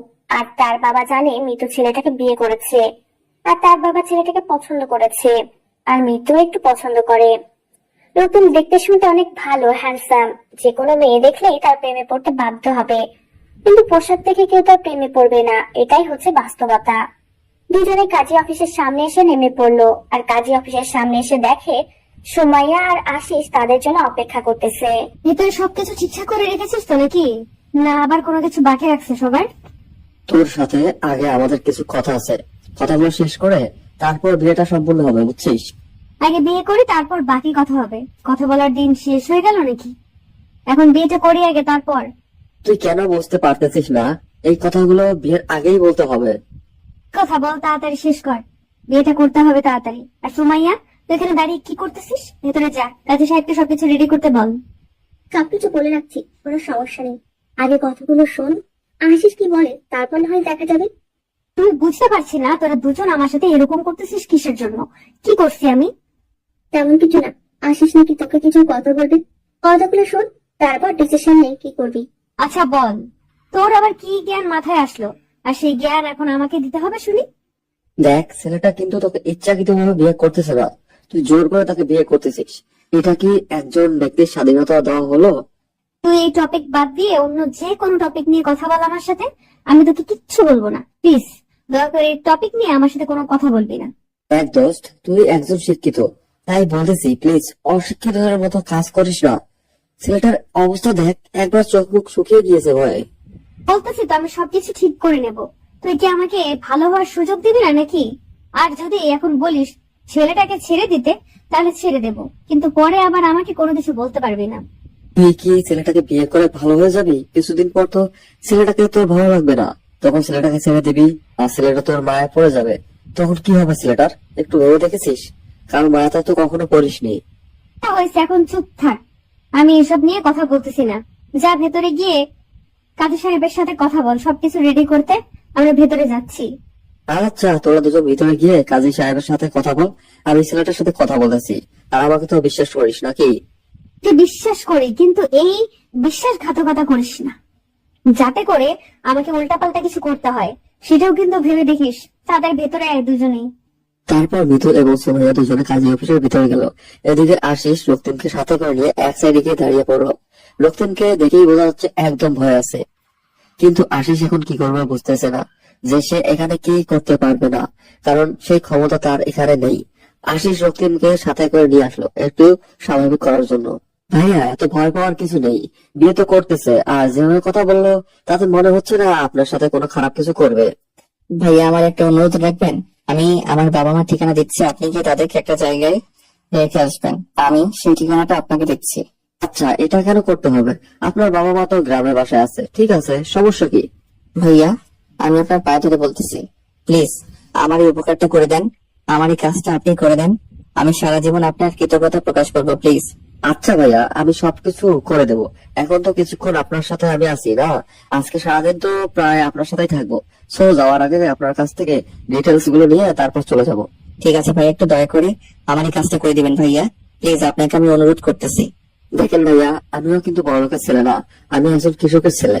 আমি আপনার ব্যাপারটা বুঝতে পারতেছি, আপনার উপর দিয়ে কি যাচ্ছে। আমি আপনার উপকার করে দেব, নির্ভয় থাকেন। ধন্যবাদ ভাইয়া, আমার এই কাজটা করে দিলে আমি সারা জীবনের জন্য আপনার কৃতজ্ঞতা প্রকাশ করব। এখন আমরা ভিতরে যাই আর বিয়েটা করে নেন, আপনার নতুন জীবনের জন্য শুভকামনা রইল। আর কথা হচ্ছে যে মিঠু যেটা বলবে সেটা শুনে চলেন, তাহলে হয়তো আপনি ভালো থাকতে পারবেন, না হলে আমার মনে হয় না আপনি ভালো থাকতে পারবেন। সেটাই তো করতেছে ভাইয়া। কেন যে এই শহরে আসলাম, আর কেন যে আমার সাথে এরকমটা হলো, এটা কি আমার ভাগ্যে লেখা ছিল? আপনার সাথে ভালো কিছু হতে পারে, তাই খারাপ না তো কিছু হওয়ার চান্সও আছে। দেখা যাক ভাইয়া, আমার কপালে কি আছে। আশিস রক্তিমকে সাথে করে নিয়ে কাজী অফিসের ভিতরে গেল। কাজী অফিসের ভিতরে গিয়ে দেখে সবকিছু রেডি, খালি রক্তিমের সিগনেচার দিলেই হয়ে যায়। তারপর রক্তিমকে সিগনেচার দিয়ে দিল, আর তারা এখন থেকে দুজন বৈধভাবে স্বামী স্ত্রী। রক্তিমের জীবনটা নিমেষেই পাল্টে গেল, আর সাথে সাথে মৃত্যুর জীবনটাও। রক্তিম কোনোভাবে বুঝতে পারতেছে না যে মৃত্যু কেন এরকম একটা ডিসিশন নিল, আর কেনই তার জীবনটা নিয়ে খেলতেছে। সবকিছু শেষ করে তারা দুজন বাসার উদ্দেশ্যে রওনা দিল, আর সাথে আশিস এবং সুমাইয়া দুজনে তো আছে। আর এদিকে মৃত্যুর বাবা অনেকটা রাগ নিয়ে বসে আছে, কখন মৃত্যু বাসায় ফিরবে, কারণ মৃত্যুর বাবা সবকিছু জেনে গিয়েছে যে তারা দুজন বিয়ে করেনি। এমনিতেই ছেলের সাথে রাত কাটাচ্ছে, আর এটা শোনার পর কোনো বাবা রাতটা চরম পর্যায়ে উঠতে থাকবে। মৃত্যু গাড়ি থেকে নেমে যেই বাসার দিকে পা বাড়াবে, তখনই মৃত্যুর বাবা মৃত্যুর গালে এসে থাপ্পড় মেরে দিবে। তোর বাচ্চা, তোকে আমি স্বাধীনতা দিয়েছি বলে এই না যে তুই যে কোনো ছেলের সাথে রাত কাটাবি। আমার আজকে লজ্জা হচ্ছে যে বাবা হয়ে তোকে আমি এরকম কথা বলতেছি, এর আগে আমাকে মেরে যেতে পারতি। বাবা, একটু রাগটা কমাও, একটা তুলিও না, সবকিছু বলে দাও আমাকে। তুই আমার একমাত্র মেয়ে, তার জন্য তোকে আমি সবকিছু ছেড়ে দিয়েছি, তার জন্য এই নোংরা জঘন্যতম কাজ করবি? আমি এটা কখনো মেনে নিতে পারবো না। বাবা, তোমাকে কে বলেছে আমরা বিয়ে না করে একসাথে থাকতেছি? এই কথাটা তোমাকে কে বলেছে সেটা বলো। আমি কি কোনো কিছু বুঝি না? একজন বিবাহিত মানুষকে দেখলে বোঝা যায় তার চাল চলন। তুই যে ছেলেটার সাথে যে ব্যবহারগুলো করিস সেটা কি আমি দেখি না? বাবা দেখো, আমি এমন কোনো ভুল কাজ করিনি যার জন্য তুমি আমাকে মারতেছো। এই দেখো ডকুমেন্ট, আমরা বিয়ে করেছি। তোরা আজকে বিয়ে করেছিস, এর আগে যে 5-6 দিন একসাথে ছিলি এটা তো বিয়ে করেছিলি না, তাই না? আমার ভুল হয়েছে বাবা, আমাকে ক্ষমা করে দাও। আমি আমার ভুলের প্রায়শ্চিত্ত করার জন্য বিয়ে করেছি। এখন কি ভেতরে যেতে দেবে নাকি এখান থেকে বেরিয়ে যাব? মিতুর বাবা আর মিতুকে কোনো কিছু না বলে বাসার ভিতরে প্রবেশ করতে দিল। একমাত্র মেয়ে ভুল করেছে, স্বীকার করেছে, এখন বিয়ে করে নিয়েছে। তার জন্য মিতুর বাবা মানে খান সাহেব আর রাগ করে থাকতে পারলো না। একমাত্র মেয়ে কিছু বলতেও পারতেছে না, কিছু করতেও পারতেছে না। চুপচাপ এক সাইডে গিয়ে দাঁড়িয়ে বলল, মিতু রক্তিমের হাত ধরে নিজের রুমে নিয়ে আসলো আর সাথে আশিস এবং সুমাইয়া রুমে আসলো। কুত্তার বাচ্চা, এখন বল, কোনো তো সমস্যা আছে এখানে থাকতে? দেখেন ম্যাডাম, আমি কিন্তু একজন মানুষের বাচ্চা। তো কি হয়েছে? তোকে আমি কুত্তার বাচ্চাই বলে সম্বোধন করবো, তো কোনো সমস্যা আছে? আচ্ছা, আপনার খুশি, আমি তো আপনার গোলাম। সব গোলামকে যেটা খুশি সেটাই বলে সম্বোধন করবে মালিক, এটা স্বাভাবিক। বুঝতে পেরেছিস? তাহলে এত বকবক করতেছিস কিসের জন্য? চুপচাপ আমার জন্য এক কাপ কফি বানিয়ে নিয়ে আয়। আচ্ছা ঠিক আছে ম্যাডাম, আপনি যা বলবেন তাই। আর শোন, কাজের মেয়েকে বলিস বিস্কিট আর ফলমূল কেটে তাড়াতাড়ি রুমে পাঠিয়ে দিতে। আমার ফ্রেন্ডস এসেছে বললেই বুঝতে পারবে। ঠিক আছে বলতেছি। আর আমি কফি বানিয়ে নিয়েছি, আপনারা বসেন ভাইয়া। কথাটা বলে রুম থেকে বেরিয়ে গেল রক্তিম। চোখের কোণায় জমে থাকা পানি হাতের বুড়ো আঙ্গুল দিয়ে মুছে ফেলে দিল। আজকে থেকে তার এই কান্নাগুলো চলবে না, সবকিছু তাকে মুখ বুঝে সহ্য করে নিতে হবে। এটা খুব ভালোভাবে বুঝতে পারলো রক্তিম। চোখের কোণায় থাকা পানিগুলো বারবার গড়িয়ে পড়ার চেষ্টা করতেছিল, আর বারবার রক্তিম বুড়ো আঙ্গুল দিয়ে পানিগুলো সরিয়ে দিচ্ছে যেন কোনোভাবে গড়িয়ে পড়তে না পারে। তুই কেন ছেলেটার সাথে এরকম ব্যবহার করলি? তোর সাথে যদি এরকম কেউ ব্যবহার করে, ছেলেটা কান্না করেছে। দেখ, আমি এত কথা বলতে পারবো না, ভালো লাগতেছে না। এখন চুপচাপ এখানে বস, অন্য কোনো বিষয় নিয়ে আড্ডা দে। এতদিন যা করেছিস, এখন অন্তত ভালোভাবে ব্যবহার কর ছেলেটার সাথে। এখন ছেলেটা তো স্বামী। আচ্ছা ঠিক আছে, আমি ভালো চেষ্টা করব। এখন অন্তত প্লিজ হাত জোর করে বলতেছি, এসব বাদ দে, অন্য কোনো টপিক নিয়ে কথা বল। আর তোদের দেখা পাওয়া যাচ্ছে না, আগের মতো আসিস না, ব্যাপার কি? কিভাবে আসতে পারি বল? তোর বাসায় কি অবস্থা আর কখন তুই কোন অবস্থায় থাকিস বলা যায়? আগের নিতে তো এখন নেই। তুই যে বলিস না আমি আগের মতোই আছি, কিন্তু তোরা আগের মতো নেই। তোদেরকে দেখে কেমন জানি লাগছে আমার একটু। ব্যাপার কি বলতো? কোনো ব্যাপার নেই, এখন আমরা যাচ্ছি। তোর বিয়ের কাজ কমপ্লিট করে দিয়েছি, এখন আমার কিছু কাজ আছে, আমি যাচ্ছি। সোয়া, তুই এখন যাবি নাকি এখানে আড্ডা দিবি? আমি এখান থেকে কি করব? আমার পড়াশোনা কিছু বাকি আছে, সেগুলো কমপ্লিট করতে হবে কালকে। আমার অ্যাসাইনমেন্ট আছে, সেগুলো জমা দিতে হবে। তাহলে চল, আমার ভাড়ার টাকাটা বেঁচে যাবে, তুই আমার ভাড়ার টাকাটা দিয়ে দিবি। আমি এক জায়গায় যাবো তো। কুত্তা, এই ফকিরের মতো চলন বাদ দে, চাকরি কর, বুঝেছিস? চাকরি করে তাড়াতাড়ি বিয়ে কর। এভাবে আর কতদিন চলবি? তোর বিয়েটা না খেয়ে কি করে বিয়ে করতে পারি? তোর বিয়েটা খাবো, তারপর আমারটা ভেবে দেখবো। যেমন আজকে মিতুর বিয়ে হয়ে গেল, তোটাও তো হয়ে যাচ্ছে কয়েকদিন পর। দেখা যাবে কে কার বিয়ে খায়, বুঝছিস? এখন চল, আর মিতু থাক, তুই আর আমরা তাহলে আসি আজকের মতো। কি বলতেছিস তোরা? এইসব না খেয়ে যাবি? আর আমার বাসায় এসে তোরা না খেয়ে যাচ্ছিস, আর সেটা মেনে নেবো? তোর বিয়ের খাওয়া যদি নাস্তা করে বিদায় করিস তাহলে ফুল হবে। কালকে দেখা কর, কালকে রেস্টুরেন্টে গিয়ে আমাদের ট্রিট দে। তারপর ভেবে দেখবো, এখন আমরা কিছু খাবো না।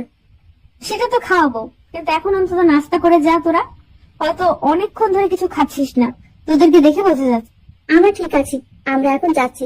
তুই থাক, একটু তোর স্বামীর সাথে গল্প গুজব কর, আর তার সাথে ভালো ব্যবহার করার চেষ্টা কর। তার মনের মধ্যে যে ভুল ধারণা আছে তোর জন্য সেটা ভাঙা। কথাটা বলে সোমাইয়া এবং আশিস দুজনেই বেরিয়ে গেল। আর এদিকে মিতু একা হয়ে গেল, বসে বসে ভাবতেছে আগে কতই না আড্ডা দিত। বেরিয়ে যেতে বললে বলতো যে কিছু না খেয়ে কখনোই যাবে না, কিন্তু আজকে দুজনেই না খেয়ে কেমনে জানি বেরিয়ে গেল। সবাই কেমন তার সাথে অন্যরকম ব্যবহার করতেছে। মিতু কি আসলে রক্তিমের সাথে অনেক খারাপ ব্যবহার করে ফেলতেছে নিজের অজান্তেই? এতটা খারাপ তো মিতু ছিল না, তাহলে এখন কেন এতটা খারাপ হয়ে যাচ্ছে সে? তাকে সবকিছু ঠিক করে নিতে হবে, এরকম করলে চলতে দেওয়া যাবে না, কারণ এখন তাকে ভালো হতে হবে। আর কতদিন এরকম খারাপ কাজ করবে সে? তারপর রক্তিম 3 কাপ কফি নিয়ে আসলো। এসে থেকে আশিস এবং সুমাইয়া দুজনে উধাও। মিতু একা মন খারাপ করে বসে আছে। এই নেন আপনার কফি। আর ভাইয়া এন্ড আপুটা কই গেল? আচ্ছা আমি কি সত্যিই তোমার সাথে অনেক খারাপ ব্যবহার করে ফেলেছি, তাই না? আপনি এসব কি বলছেন? আপনার মাথা ঠিক আছে তো? কি উল্টাপাল্টা কথা বলতেছেন? আমার মনে হচ্ছে আমি সত্যি আপনার সাথে অনেক খারাপ ব্যবহার করে ফেলেছি। এটা মোটেও ঠিক হচ্ছে না। আচ্ছা, আপনার হয়েছেটা কি বলবেন তো? আপনি আবার অসুস্থ হয়ে পড়লেন না তো এরকম করে কথা বলতেছেন? কুত্তার বাচ্চা, আমি একদম ঠিক আছি। এখন ভালোভাবে কথা বলছি তো, মজা নিচ্ছিস তাই না? মজা নেওয়ার সাধ্য কি আর আমার আছে? আমি কি মজা নিতে পারি? এসে আর এভাবে চাপা মারতে হবে না। আশিস ভাইয়া কই গেল? ওনার সাথে তো ভালো করে কথাই বলা হলো না আমার। চলে গেছে, দুজনে দুজনের কাজ আছে তাই তারা চলে গিয়েছে। এখন তুই চাইলে তোর বাসায় যেতে পারিস, আমি তোকে কিছু বলবো না। আপনি সত্যি বলছেন তো? আমি বাসায় চলে যেতে পারবো? মানে একবার যেটা বলি সেটাই করি। তোর যদি মন চায় এখন তুই বাসায় যেতে পারিস, আমি তোকে কিচ্ছু বলবো না। আপনার হয়েছেটা কি বলবেন তো? আপনি এভাবে কথা বলতেছেন কেন? আপনার মন খারাপ কেমন জানি লাগতেছে আপনাকে, ব্যাপার কি? কোনো ব্যাপার না, এখানে আমি যেটা বলছি এখন তুই সেটা কর, যা ইচ্ছা তাই করতে পারিস। ঠিক আছে, তাহলে এই নেন আপনার কফি। আমি আমার বাসায় চলে যাচ্ছি। চলে যাবে কিছু বলবো না, কিন্তু আজকে আমাদের বিয়ে হয়েছে। যদি কখনো মনে হয় যে আমার কাছে তো ফিরে আসা উচিত, ফিরে আসিস, আমি ভালো হয়ে যাব। রক্তিম মৃত্যুর কথা শুধু শ্রবণ করলো, সেই কথায় আর কোনো পাত্তা দিল না। রক্তিম অনেক খুশি, সে এখন বাসায় যেতে পারবে আর তাকে কেউ কোনো কিছু বলবে না। রক্তিম আর বেশিক্ষণ দেরি করলো না, ঝটপট সবকিছু গুছিয়ে নিয়ে বেরিয়ে পড়লো। কেউ কিছু বলে ওঠার আগে রক্তিম বেরিয়ে পড়লো আর একটা গাড়িতে করে স্টেশনে পৌঁছে গেল। আর ঝটপট টিকিট কেটে সে সোজা তার গ্রামের উদ্দেশ্যে মুহূর্তের মাঝে রওনা হয়ে গেল। অপেক্ষা করলো না, কারণ কতদিন পর তার বাবা মার সাথে সে কথা বলবে, কতদিন পর তাদের সাথে দেখা করবে। আর এদিকে মিঠু একদম মনমরা হয়ে আছে, চুপচাপ হয়ে আছে। সে কি করবে না করবে ভেবে পাচ্ছে না। রক্তিম কোথায় চলে গেল? এসব ব্যাগ গুছিয়ে নিয়ে। নিজ গ্রামে গিয়েছে, তার নাকি কিছু কাজ আছে, তার জন্য চলে গেল। তাহলে তুই ওর সাথে গিয়ে গ্রামটা ঘুরে দেখে আসতি, তোর মন ভালো হয়ে যেত। এবং মন খারাপ করে এখানে একা বসে আছিস। আমার যেতে ইচ্ছে করতেছে না, তাই আমি গেলাম না। ভালো লাগতেছে না কিছু, আমি একটু একা থাকতে চাই। এই সময়টা তো তোর রক্তিমের সাথে যাওয়ার উচিত ছিল, কারণ গ্রামে গেলে এমনিতেই তোর মন ভালো হয়ে যেত। যেতে ইচ্ছে করলে চলে যাব, তোমাকে বলা লাগবে না। যখন আমার যেতে ইচ্ছে করবে আমি ঠিকই চলে যাব। এখন তুমি গিয়ে বিশ্রাম করো, নাহলে অসুস্থ হয়ে পড়বে। দেখ, তোর যেটা ভালো লাগে তোর উপর তা, আর আমি জোর করতে পারি না। তোর মন যেটা চায় সেটাই কর। আচ্ছা বাবা, তাহলে তুমি গিয়ে বিশ্রাম করো, আমি একটু ঘুমাবো। ঘুম থেকে উঠে তারপর দেখি কি করা যায়, না হলে কালকে আমিও গ্রামে চলে যাব।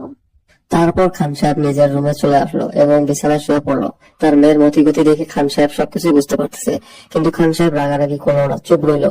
এই অবস্থায় রাগারাগি করলে মেয়েটা খারাপ কিছু করে ফেলতে পারে, তাই এই টেনশনে তাকে রাগারাগি না করে চুপচাপ সেখান থেকে চলে আসলো খান সাহেব।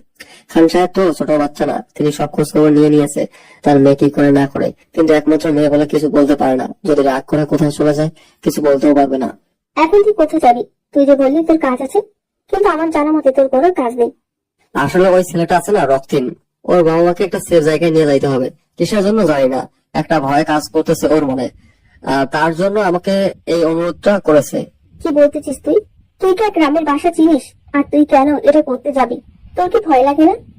আমার আবার কিসের জন্য ভয় লাগবে? এটা হয়তো মৃত্যু করেছে, তার জন্য হয়তো ছেলেটা ভয় পাচ্ছে তার বাবা মাকে নিয়ে। তুই চিনিস না, কিছু জানিস না, হুট করে ওই গ্রামে যাবি। আর ওর বাবা মা কি তোকে বিশ্বাস করবে? বিশ্বাস করবে কিনা জানি না, বাট ছেলেটা যেভাবে আমাকে বলেছে আমি না করে থাকতে পারলাম না, আমাকে যেতেই হবে। আমি তোর সাথে যাবো, একা তোকে আমি ছাড়তে পারবো না ওই গ্রামে। আর তুই কখনো ওই গ্রামে যাস নাই, কিছু চিনিস না। আমি তোকে একা পাঠিয়ে দিয়ে টেনশন করতে পারবো না। আমার কিছু হবে না, তুই থাক। তোকে নিয়ে গেলে আলাদা একটা টেনশন বাড়িয়ে দিতে চাই না। তুই এখানে থাক, ভালো থাক। আমি ফিরে আসবো 2 দিনের ভিতরে। আমি পাগলি হয়েছি তাই না? তোকে আমি একা যেতে দেবো? আমার জীবনটাকে আমি তোকে একা যেতে দেবো না, বুঝেছিস? তুই এটা নিয়ে এত সিরিয়াস হয়ে যাচ্ছিস কেন বুঝতে পারতেছি না বিষয়টা। আমি যাবো, ঝামেলা শেষ। এখন কি তুই আমার সাথে ঝগড়া করবি, নাকি আমাকে সাথে করে নিয়ে যাবি? কোনটা? যদি আমাকে না নিয়ে যেতে পারিস তাহলে তোর যা হবে না। পাগলি মেয়ে, এভাবে জেদ করতে নেই, বুঝছিস? আমি যাবো, ফিরে আসবো। তুই জানিস ভালোবাসার মানুষটাকে না এক মুহূর্তের জন্য কোন বিপদের দিকে ঠেলে দিতে পারে না কোনো মেয়ে। আর আমি তো আমার নিজের জীবনের থেকেও তোকে বেশি ভালোবাসি। আমি কি করে পারবো তোকে অচেনা অচেনা একটা জায়গায় একা যেতে দিতে? দুজনেই যাবো, মরলে দুজনেই মরবো। আরে আমি তোর সাথে কথায় পারবো না, আমি ভালো করে জানি। আচ্ছা, কি রেডি হয়ে নে, আমি গিয়ে রেডি হয়ে নিচ্ছি। আচ্ছা, আমার কোনো কিছু লাগবে না, আমার সবকিছু সাথে আছে। টাকা থাকলে আর কিছু লাগবে না, এখন চল। তাহলে তুই এখানে কোনো একটা রেস্টুরেন্টে অপেক্ষা কর আমার জন্য, আমাকে যেতে হবে। আর তোকে তো ছেলেদের হোটেলে নিয়ে যেতে পারি না, তাই না? আচ্ছা ঠিক আছে, আমি এখানে অপেক্ষা করছি। বেশিক্ষণ সময় নিবি না, আমি কিন্তু একা এখানে বেশিক্ষণ থাকতে পারবো না, তাহলে কিন্তু চলে আসবো। তুই দিন দিন না পাগলি হয়ে যাচ্ছিস, বুঝছিস? নিজেকে একটু কন্ট্রোল কর। আমি নিজেকে কোনো কন্ট্রোল করতে চাই না, এখন তুই যা। আর আমি এখানে তোর জন্য অপেক্ষা করছি। তোর হাতে সময় 30 মিনিট দিলাম, যা। তারপর আশিস বেশিক্ষণ সময় নিল না, তাড়াতাড়ি চলে আসলো হোটেলে। আর হোটেলে এসে একটু ফ্রেশ হয়ে যা যা প্রয়োজনীয় জিনিস সেগুলো ব্যাগে নিয়ে নিল।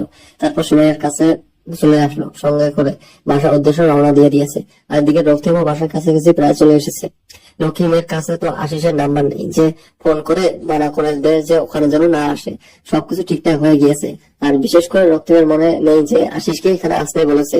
সে এতটাই ইচ্ছুক বাসা যাওয়ার জন্য।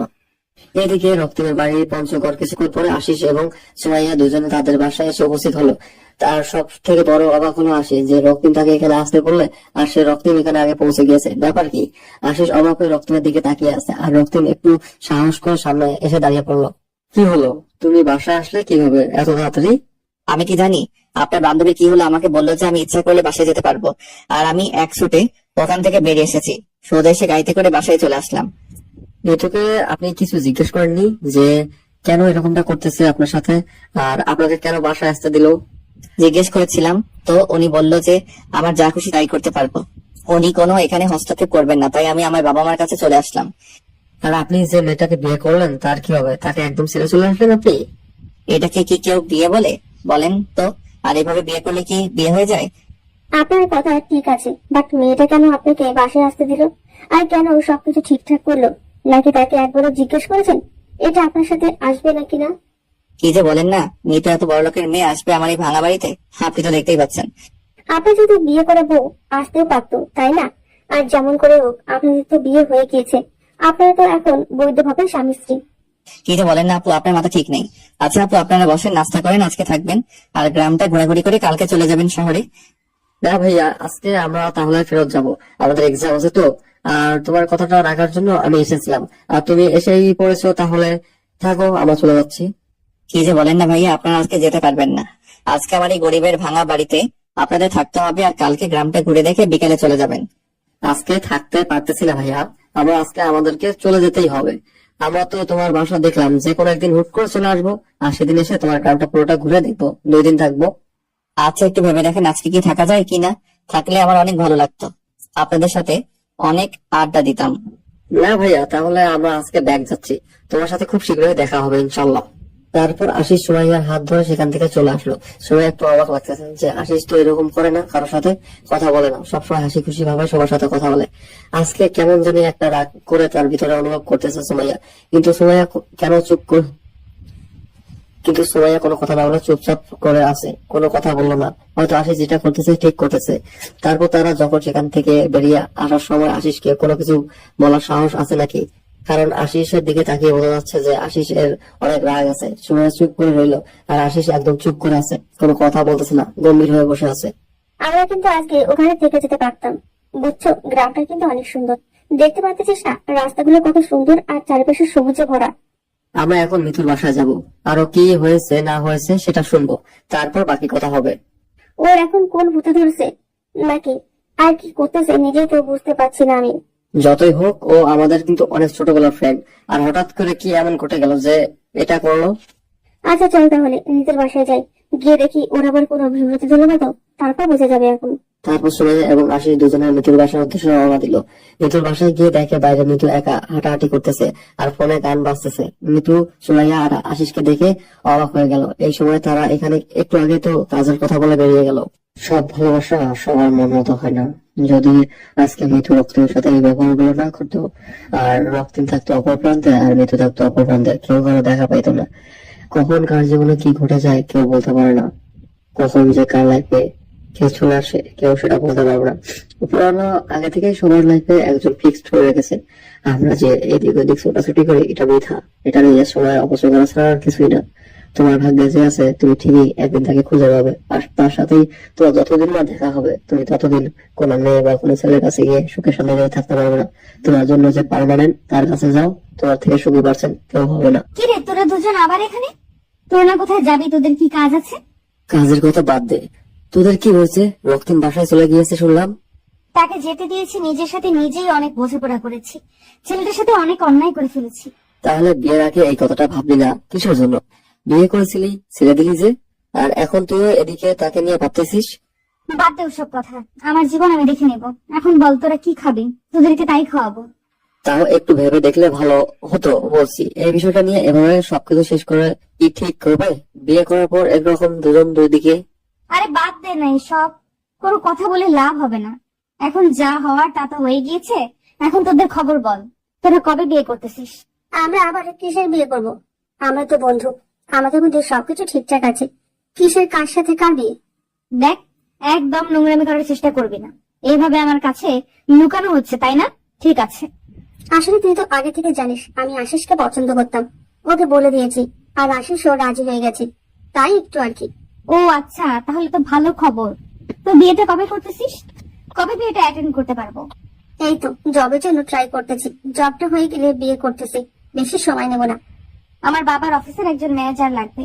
তুই তো সেই পোস্টে নিযুক্ত হতে পারিস, যদি তোর খারাপ না লাগে যে তোর ফ্রেন্ডের রেফারেন্সে তুই চাকরি করবি। এটা যদি তোর ইগোতে না লাগে, আমাকে যদি ভালো বন্ধু মনে করিস, তাহলে আমি তোর জন্য কথা বলতে পারি। আমার আবার কিসের এগো? তুই আমার বন্ধু, তুই আমাকে হেল্প করবি, আর আমি সেই হেল্প নিব না? আমি ওরকম ছেলে না। আচ্ছা ঠিক আছে, তাহলে আমি আব্বুর সাথে রাত্রে এই বিষয়ে কথা বলে কালকে তোকে জানিয়ে দেবো। ডাকে তুই একটু দেখে আসিস। আচ্ছা ঠিক আছে, তাহলে আমি যাবো, সমস্যা নেই। এখন চল, অনেকদিন থেকে ঘোরাঘুরি করা হয় না, একটু ঘোরাঘুরি করে আসি। আচ্ছা একটু ওয়েট কর, আমি ভেতরে গিয়ে তারপর গাড়ির চাবিটা নিয়ে আসতেছি। আমারও মন ভালো না, একটু বাইরে গেলে হয়তো মনটা ভালো হয়ে যাবে। তারপর তারা তিনজন বেরিয়ে গেল আড্ডা দেওয়ার উদ্দেশ্যে। যেদিকে তাদের ইচ্ছা করতেছে সেদিকে যাচ্ছে। অনেকক্ষণ ঘোরাঘুরি করলো, রেস্টুরেন্টে খাওয়া দাওয়া করলো, অনেক মজা করলো। সবকিছু যেন ভুলে গিয়েছে এক মুহূর্তে মৃত্যু। বন্ধুদের সাথে থাকলে কোনো কিছুই মনে পড়ে না, এটা স্বাভাবিক। সময় তারা ফাজলামি করে, নানা ধরনের টপিক নিয়ে কথা বলে। তারা পার্সোনাল লাইফে যত কষ্ট থাকুক না কেন, তার কোনো কিছুই মনে পড়ে না বন্ধুদের কাছে গেলে। এদিকে রক্তিম বাসায় এসে বাসার কাজ করতেছে, তার বাবাকে সাহায্য করতেছে কাজে, তার আমাকে হেল্প করতেছে। অনেকদিন পর রক্তিম মনে হচ্ছে যে নিজের ভিতরে স্বস্তি খুঁজে পেয়েছে, সবকিছু শেষ করে দিয়েছে সেখানে। অনেক ভালো কাটাচ্ছে দিনকাল। এভাবে চলতে থাকলে প্রায় আজকে 6 মাস হয়ে গেল, কেউ কারো কোনো খোঁজ খবর নিচ্ছে না। আর এদিকে আশিস এবং সুমাইয়া বিয়ে করে নিয়েছে, 2 মাস হলো। আর আশিস কখনো রক্তিমের বাসায় যায়নি এবং মিঠু কখনো খোঁজ খবর নেওয়ার চেষ্টা করেনি। আমরা তো বিয়ে করে ফেললাম, আর রক্তিম ভাইয়ের গ্রামে যাওয়ার কথা তো আমাদের ছিল, গেলাম না। চলো না এই ছুটিতে ওই গ্রামে গিয়ে কাটিয়ে আসি। আরে আমি তো ভুলে গিয়েছিলাম ওর বাসায় যাওয়ার কথা, তুমি মনে করে দিয়েছো। যাই হোক, ভালোই হলো। তাহলে কালকে তুমি সবকিছু রেডি করে রাখিও, পরশুদিন যাবো। আচ্ছা ঠিক আছে, মৃদুকে সাথে করে নিয়ে গেলে কেমন হয়? আমি ওকে বলবো না যে আমরা রক্তিম ভাইয়ের বাসায় যাচ্ছি। আইডিয়াটা কিন্তু মন্দ না, অনেকদিন থেকে সবাই একসাথে কোথাও যাওয়া হয় না। আমি অফিসের কাজে ব্যস্ত থাকি, তুমি বাসার কাজে ব্যস্ত থাকো। ঋতু যে কি করতেছে তেমন খোঁজ খবর নেওয়া হয় না। আচ্ছা তাহলে তুমি গিয়ে ফ্রেশ হয়ে নাও, আমি তোমাকে খাবার দিচ্ছি রাত্রে। এখন মৃদুকে জানাবো যে আমরা ঘুরতে যাচ্ছি, তুই আমাদের সাথে চল। আচ্ছা ঠিক আছে, তোমার যেটা ভালো মনে হয় সেটা করো, কিন্তু মিতু যদি বুঝতে পারে তাহলে হয়তো যাবে না। হয়তো তুমি মিতু ভুলে গিয়েছে ছেলেটাকে। তুমি পাগল নাকি? আমি ওকে বুঝতে দেবো নাকি? আমি ওকে কিছুই বলবো না, শুধু বলবো যে আমরা ঘুরতে যাচ্ছি, তুই আমাদের সাথে যাবি। আচ্ছা বউ পাখি, তাহলে তুমি তোমার কাজ চালিয়ে যাও, আমি ফ্রেশ হয়ে হচ্ছি। আশিস তার কাজে ব্যস্ত হয়ে পড়লো, আর সুমাইয়া মিতুকে সবকিছু জানিয়ে দিল। মিতু রাজি হয়ে গেল, কারণ অনেকদিন থেকে সে ঘরবন্দি হয়ে আছে, কিছু ভালো লাগতেছে না। বাইরে গেলে অবশ্য ভালো লাগবে, তার জন্য রাজি হয়ে গেল। এক কথায় আজকে তারা রক্তিমের গ্রামের উদ্দেশ্যে রওনা দিল, তিনজনে মিলে। মিতু এসবে কিছুই জানে না, মিতু এই রাস্তা চেনে না বা কখনো রক্তিমের বাসায় যায়নি, কোনো কিছু জানে না, কোথায় যাচ্ছে না যাচ্ছে। মিতু শুধু জানে তারা ঘুরতে যাচ্ছে। যখন গ্রামের আঁকা বাঁকা মেঠো পথে গাড়িটা প্রবেশ করবে, তখন মিতু অবাক হয়ে গেল যে এত সুন্দর গ্রাম। মিতু অবাক হয়ে গেল, অপরূপ সৌন্দর্য ভরপুর একটা গ্রাম দেখতে পাচ্ছে তারা। রক্তিমের বাসায় এসে পৌঁছে গেল। এখনো মিতু জানে না যে এটা রক্তিমের বাসা। মিতু জানে যে এটা হয়তো আশিস বা সময় দুজনের কারো একটা আত্মীয়র বাসা। তারা এখানে গ্রামে আসে, আর আশিস গাড়ি থেকে নেমে সবাইকে গাড়ি থেকে নামিয়ে নিল। তারপর তিনজনে হেঁটে যাচ্ছে বাড়ির ভিতরের দিকে। রক্তিম মাত্র বের হচ্ছিল খেলতে যাওয়ার জন্য, বিকেল হয়েছে তো তার জন্য মাঠে যাবে একটু খেলাধুলা করার জন্য। বাইরে এসে আশিস সময়কে মিতুকে দেখে অবাক, আর সাথে মিতু আরো বেশি অবাক। আর আশিস ভাইয়া যে কি খবর, কেমন আছেন? আর এই গরিবের কথা তাহলে আপনার মনে পড়েছে? আরে কি যে বলো না ভাইয়া, বুঝি না আপনার কথা কি বলা যায়। আমরা ঠিক আপনাকে মনে রেখেছি, কিন্তু আপনি আমাদের একদম ভুলে গিয়েছেন। কি যে বলেন না ভাইয়া, বাসা আসার পর থেকে তো অনেকদিন চাপে ছিলাম আর কি, কাজের চাপ, তারপর সবকিছু মিলিয়ে একটু নিজেকে ব্যস্ত রেখেছিলাম। ভাইয়া 6টা মাস হয়ে যাচ্ছে বুঝছেন, এই 6 মাসে আপনি একবার হলেও আমাদের কাছে যেতে পারতেন বা দেখাশোনা করতে পারতেন, বা একবার হলেও ফোন করে কথা বলতে পারতেন, তাই না? আসলে ভাইয়া আমার ফোনটা আমি রাস্তায় হারিয়ে ফেলেছিলাম, যার জন্য আমি কারোর সাথে কোনো যোগাযোগ করতে পারিনি। আর আমার সিম কার্ডটা তো ছিলই না ফোনে। আমাদেরকে ভিতরে নিয়ে যাবেন নাকি এখানে দাঁড়িয়ে দাঁড়িয়ে কথা বলবেন, দাঁড়িয়ে দিবেন, বুঝতেছি না। আমি দুঃখিত ভাইয়া, বুঝতে পারিনি।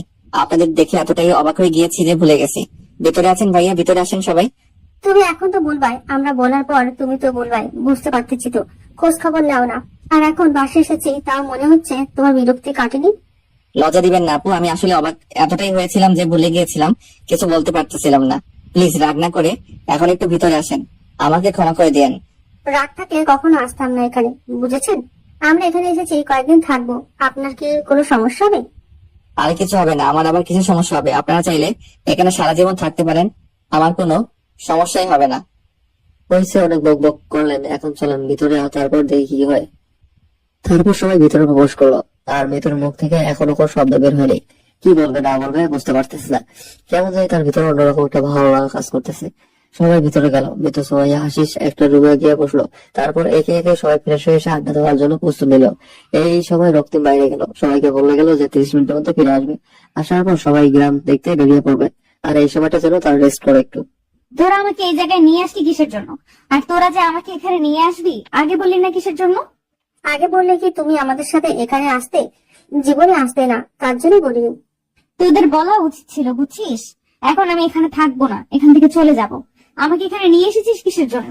আরে রাগ করতেছিস কেন? বুঝতে পারতেছি না।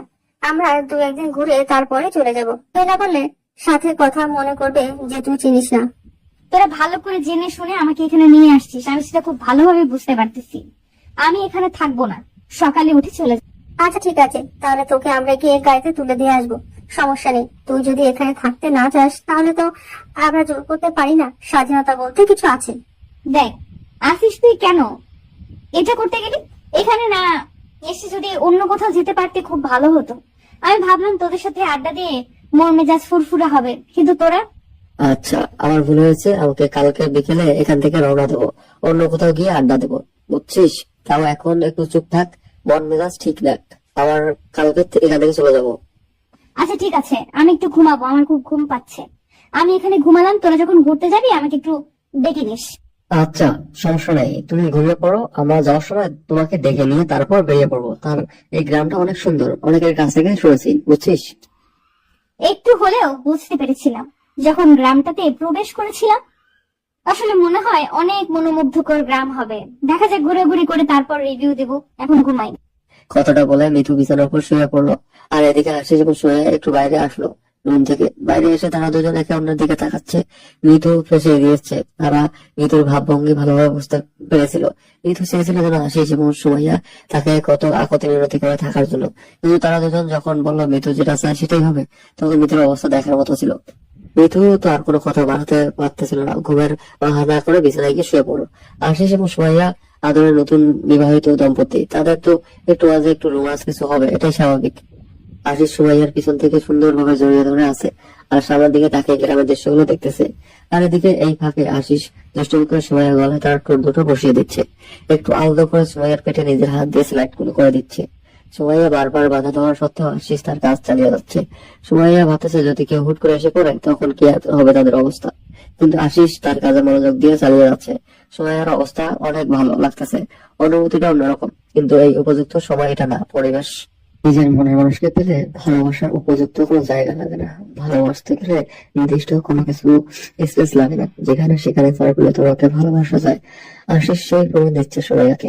আর এদিকে মৃত্যু চোখ বন্ধ করে শুয়ে আছে, তার চোখে কোনো ঘুম নেই, সে বাহানা করেছে। সে শুধু ভাবতেছে কখন রক্তিমের সাথে সে ফাঁকা স্পেস একা কথা বলতে পারবে, আর সেখানে সুমাইয়া এবং আশিস থাকবে না। মনের কথাগুলো কখন সে রক্তিমকে বলতে পারবে যে রক্তিমকে ছাড়া সে মোটেও ভালো নেই তারপর থেকে। আর এদিকে রক্তিম তাড়াতাড়ি ফিরে আসলো বাজার সদাই করে, কারণ বাসায় মেহমান এসেছে, ভালো মতো খাওয়াতে হবে। তার উপর তারা অনেক বড় লোক এবং বড় লোকের ছেলে মেয়ে। আর সব থেকে বড় কথা হচ্ছে তারা শহর থেকে গ্রামে এসেছে, এই প্রথম তার বাড়িতে কয়েকদিন থাকবে। তো তাদের আতিথেয়তা ভালো করে করতে হবে। গ্রামের মানুষ আর যেটাই করুক বা না করুক, শহর থেকে কেউ আসলে তার আতিথেয়তা কমতেই রাখে না, এটাই প্রমাণ দিচ্ছে রক্তিম। আর এদিকে ঋতু, কেমন আছেন আপনি? এই তো কোন রকম, বাসায় কাজ করতেছি। পড়ালেখার খবর কি বাদ দিয়ে দিয়েছেন, নাকি এখন শুধু বাসায় কাজ করেন? হ্যাঁ, বাদ দিয়ে দিয়েছে। আব্বু আম্মু আর শহরে যাইতে দেয়নি, ভয় পায় যদি তাদের ছেলে আবার নিখোঁজ হয়ে যায়। বাবা মার কথা শুনে কি নিজের লাইফটা শেষ করে দিলেন নাকি? কোনো বাবা মা চায় না তার ছেলের জীবনটা নষ্ট হয়ে যাক। আমার বাবা মা বুঝে নিয়েছে যে আমার জন্য হয়তো বেটার হবে, সেটাই মেনে নিয়েছি। এতটা ভালোবাসেন আপনি আপনার বাবা মাকে? যাদের জন্য আমি এই পৃথিবীতে আসতে পেরেছি তাদেরকে ভালোবাসবো না তো কাকে ভালোবাসবো বলেন? যারা না হলে আমি এই পৃথিবীর মুখ দেখতাম না। অন্য সবাই তো এতটা বাবা মাকে ভালোবাসে না। এখন দেখেন, আমি আমার বাবাকে ততটা ভালোবাসি, বাট আপনার বাবা মার মাঝে এমন স্পেশাল জিনিস আছে যার জন্য আপনি আপনার বাবা মাকে এতটা ভালোবাসেন। বাবা মার ভালোবাসার মাঝে স্পেশাল কোনো কিছু খুঁজতে নেই। বাবা মার প্রতিটা মায়ের আঘাতে ভালোবাসা লুকায়িত থাকে, কিন্তু সবার কাছে সেই ভালোবাসার মূল্য হয়তো আমার মতো হয় না। তার জন্য তারা হয়তো তার বাবা মাকে এতটা ভালোবাসে না। আমি আপনার সাথে যেটা করেছি সেটার জন্য আমি অনুতপ্ত। আমি আবার আপনার কাছে হাত জোর করে মাফ চাচ্ছি। যা হওয়ার তা তো হয়ে গিয়েছে, এখন সেটা নিয়ে আর কথা বলে লাভ কি বলেন? তাই বলতে চাচ্ছি, আমার জন্য আপনার জীবনটা নষ্ট হয়ে গেল। আমি যদি আপনার সাথে তখন ওইরকম না করতাম, তাহলে আজকে আপনি ভালো কিছু করতে পারতেন। এরকম গ্রামে খেটে খাইতে হইতো না আপনাকে। কই, আমি তো গ্রামে কোনো চাষাবাদ করি না। আমি একটা জব করতেছি ছোটখাটো, আর সেটা দিয়ে আমরা চলছি। আর বাবা খেতে কাজ করে। তাহলে তো ভালোই। তো এখন আপনার ভবিষ্যৎ প্ল্যানিং কি? কি করবেন বা কি করতে চাচ্ছেন? কোনো প্ল্যানিং নেই, যা হবে দেখা যাবে। এইভাবে চলে যাচ্ছে দিনকাল। কোনো প্ল্যানিং করে কোনো কিছু হয় না, যা হয় হুটহাট করেই হয়ে যায়। এটা অবশ্যই ঠিক বলেছেন, যা হয় হুটহাট করেই হয়ে যায়। প্ল্যানিং করলে কোনো কিছু হয় না, সেটা আমি এখন বুঝি। আর এখন আমি সবকিছু ভালোভাবেই অনুভব করতে পারি। তারপর বলেন, আঙ্কেলের খবর কি? বাসায় থাকে এখন নাকি এখনো বাইরের দেশে? বাইরের দেশেই থাকি। ব্যবসার কাজ না করলে তো উনি আবার ভালো করতে পারে না, তাই ব্যবসার কাজে সবসময় নিজেকে ব্যস্ত রাখে। আর আমি একা। আপনি একা থাকবেন কেন? আপনার টাকার অভাব আছে? যে কোনো একটা ছেলেকে তুলে রাখলেই তো হয়, তাই না? জীবনে কিন্তু একবার ভুল করে, কিন্তু দ্বিতীয়বার ভুলটা কখনো করতে চায় না, যদি সেই মানুষটা জানে কাজটা ভুল। যাই হোক, অন্তত বুঝতে পেরেছেন যে আপনার কাজটা ভুল ছিল, আর আপনি সেটাতে অনুতপ্ত। ওরা দুজন কি সুন্দর উপভোগ করতেছে ওদের সুন্দর জীবনটা, আর আমরা? ওদের মাঝে নিঃস্বার্থ ভালোবাসা আছে, তার জন্য মনে হয় সুখী। আর আপনার মাঝে হয়তো সেই ভালোবাসা ছিল না। হয়তো আমি অন্যরকম ছিলাম, নিজের ভুলগুলো সব সময় ঠিক মনে করতাম। বাদ দেন এসব কথা। এসব কথা বলে আর লাভ কি? চলেন সামনে গিয়ে বসি। তো এখানে সুন্দর একটা মনোরম পরিবেশ আছে। আমার মন খারাপ থাকলে আমি ওইখানে বসে থাকি। আপনি কি ভুলে যাচ্ছেন যে আমরা স্বামী স্ত্রী, আর আপনি কি ফিরে আসবেন না আমার লাইফে? আমি চাই আপনি ফিরে আসুন আমার লাইফে। আমি কি বলেছিলাম কখনো আপনার কাছে আমি কোন অধিকারে নিয়ে গিয়ে দাঁড়াবো না? আগে তো কোনো অধিকার নিয়ে দাঁড়াতে বলিনি, আমি এসেছি অধিকার নিতে। চাইলে কিন্তু সবকিছু সম্ভব, বুঝেছেন? অনেকটা পথ পেরিয়ে এসেছি, অনেকদিন হয়ে গিয়েছে। এসব কিছু ভুলে যাওয়া উত্তম হবে। ভুলের ক্ষমা কি আপনি আমাকে কখনোই করবেন না? আমি অনেক আগেই আপনাকে ক্ষমা করে দিয়েছি, বুঝেছেন? এসব আমার মনে কোনো কিছু নেই, শুধু আমি আমার বাবা মাকে নিয়ে হাসি খুশি থাকতে চাই। কেউ সেই জায়গা থেকে একটু ভালোবাসা দিবেন। আমি আপনার কাছেই থেকে যাব। আমার আর একাকিত্ব ভালো লাগে না, বুঝছেন? মরে যেতে ইচ্ছে করে। একাকি থাকবেন কিসের জন্য? বিয়ে করেন, সংসার করেন, সুখে থাকেন। এটা করেছি, তাই না? আর কতবার বিয়ে করতে বলেন? এটা নামের বিয়ে ছিল। আপনি চাইলে আমি আপনাকে মুক্ত করে দিব, সমস্যা নেই। আপনি অন্য কারোর সাথে সুখে থাকলে আমিও সুখে থাকবো। আমার জন্য কি আপনার মনের গহীনে কোনো ফিলিংস নেই? একটাবার ইচ্ছা করে না যে আমার সাথে সারা জীবন পার করে দিতে? ইচ্ছা করলে সব ইচ্ছা পূরণ হয় না। আপনার লাইফস্টাইল আর আমার লাইফস্টাইল রাত দিন তফাৎ। হ্যাঁ, আগে আমি ধনী গরিবের মাঝে অনেক পার্থক্য বুঝতাম, কিন্তু এখন সেটাকে আর পার্থক্য মনে করে না। এখন মনে হয় লাইফে সঠিক একজন মানুষ থাকা খুবই দরকার। সে ধনী হোক বা গরিব হোক, নিঃস্বার্থভাবে ভালোবাসতে পারলেই হলো। রক্তিম এবং মিতু এর মাঝে কথাবার্তা চলতেছিল, কিন্তু রক্তিম কোনোভাবে নিজেকে বিশ্বাস করতে পারতেছিল যে আদৌ কি মিতু তাকে সত্যি ভালোবেসে ফেলেছে, নাকি তার সাথে কোনো ফন্দি। কোনোভাবে সে নিজের সাথে নিজে বুঝে উঠতে পারতেছে না। অনেক ঘোরাঘুরি করে সন্ধ্যা হয়ে আসলো। আর সন্ধ্যার সময় যেমন পরিবেশের পরিবর্তন হয়ে যায়, সন্ধ্যার সময় যেমন শহরে একদম কোলাহল সৃষ্টি হয়, সেই কোলাহলটা গ্রামে নেই। মৃদু বাতাসে শরীর হালকা করে দিয়ে যাচ্ছে, মনটা একদম শান্ত নির্মল হয়ে যায়। সন্ধ্যা ঘনিয়ে এসেছে, তার জন্য তারা চারজন বাসায় ফিরে আসলো।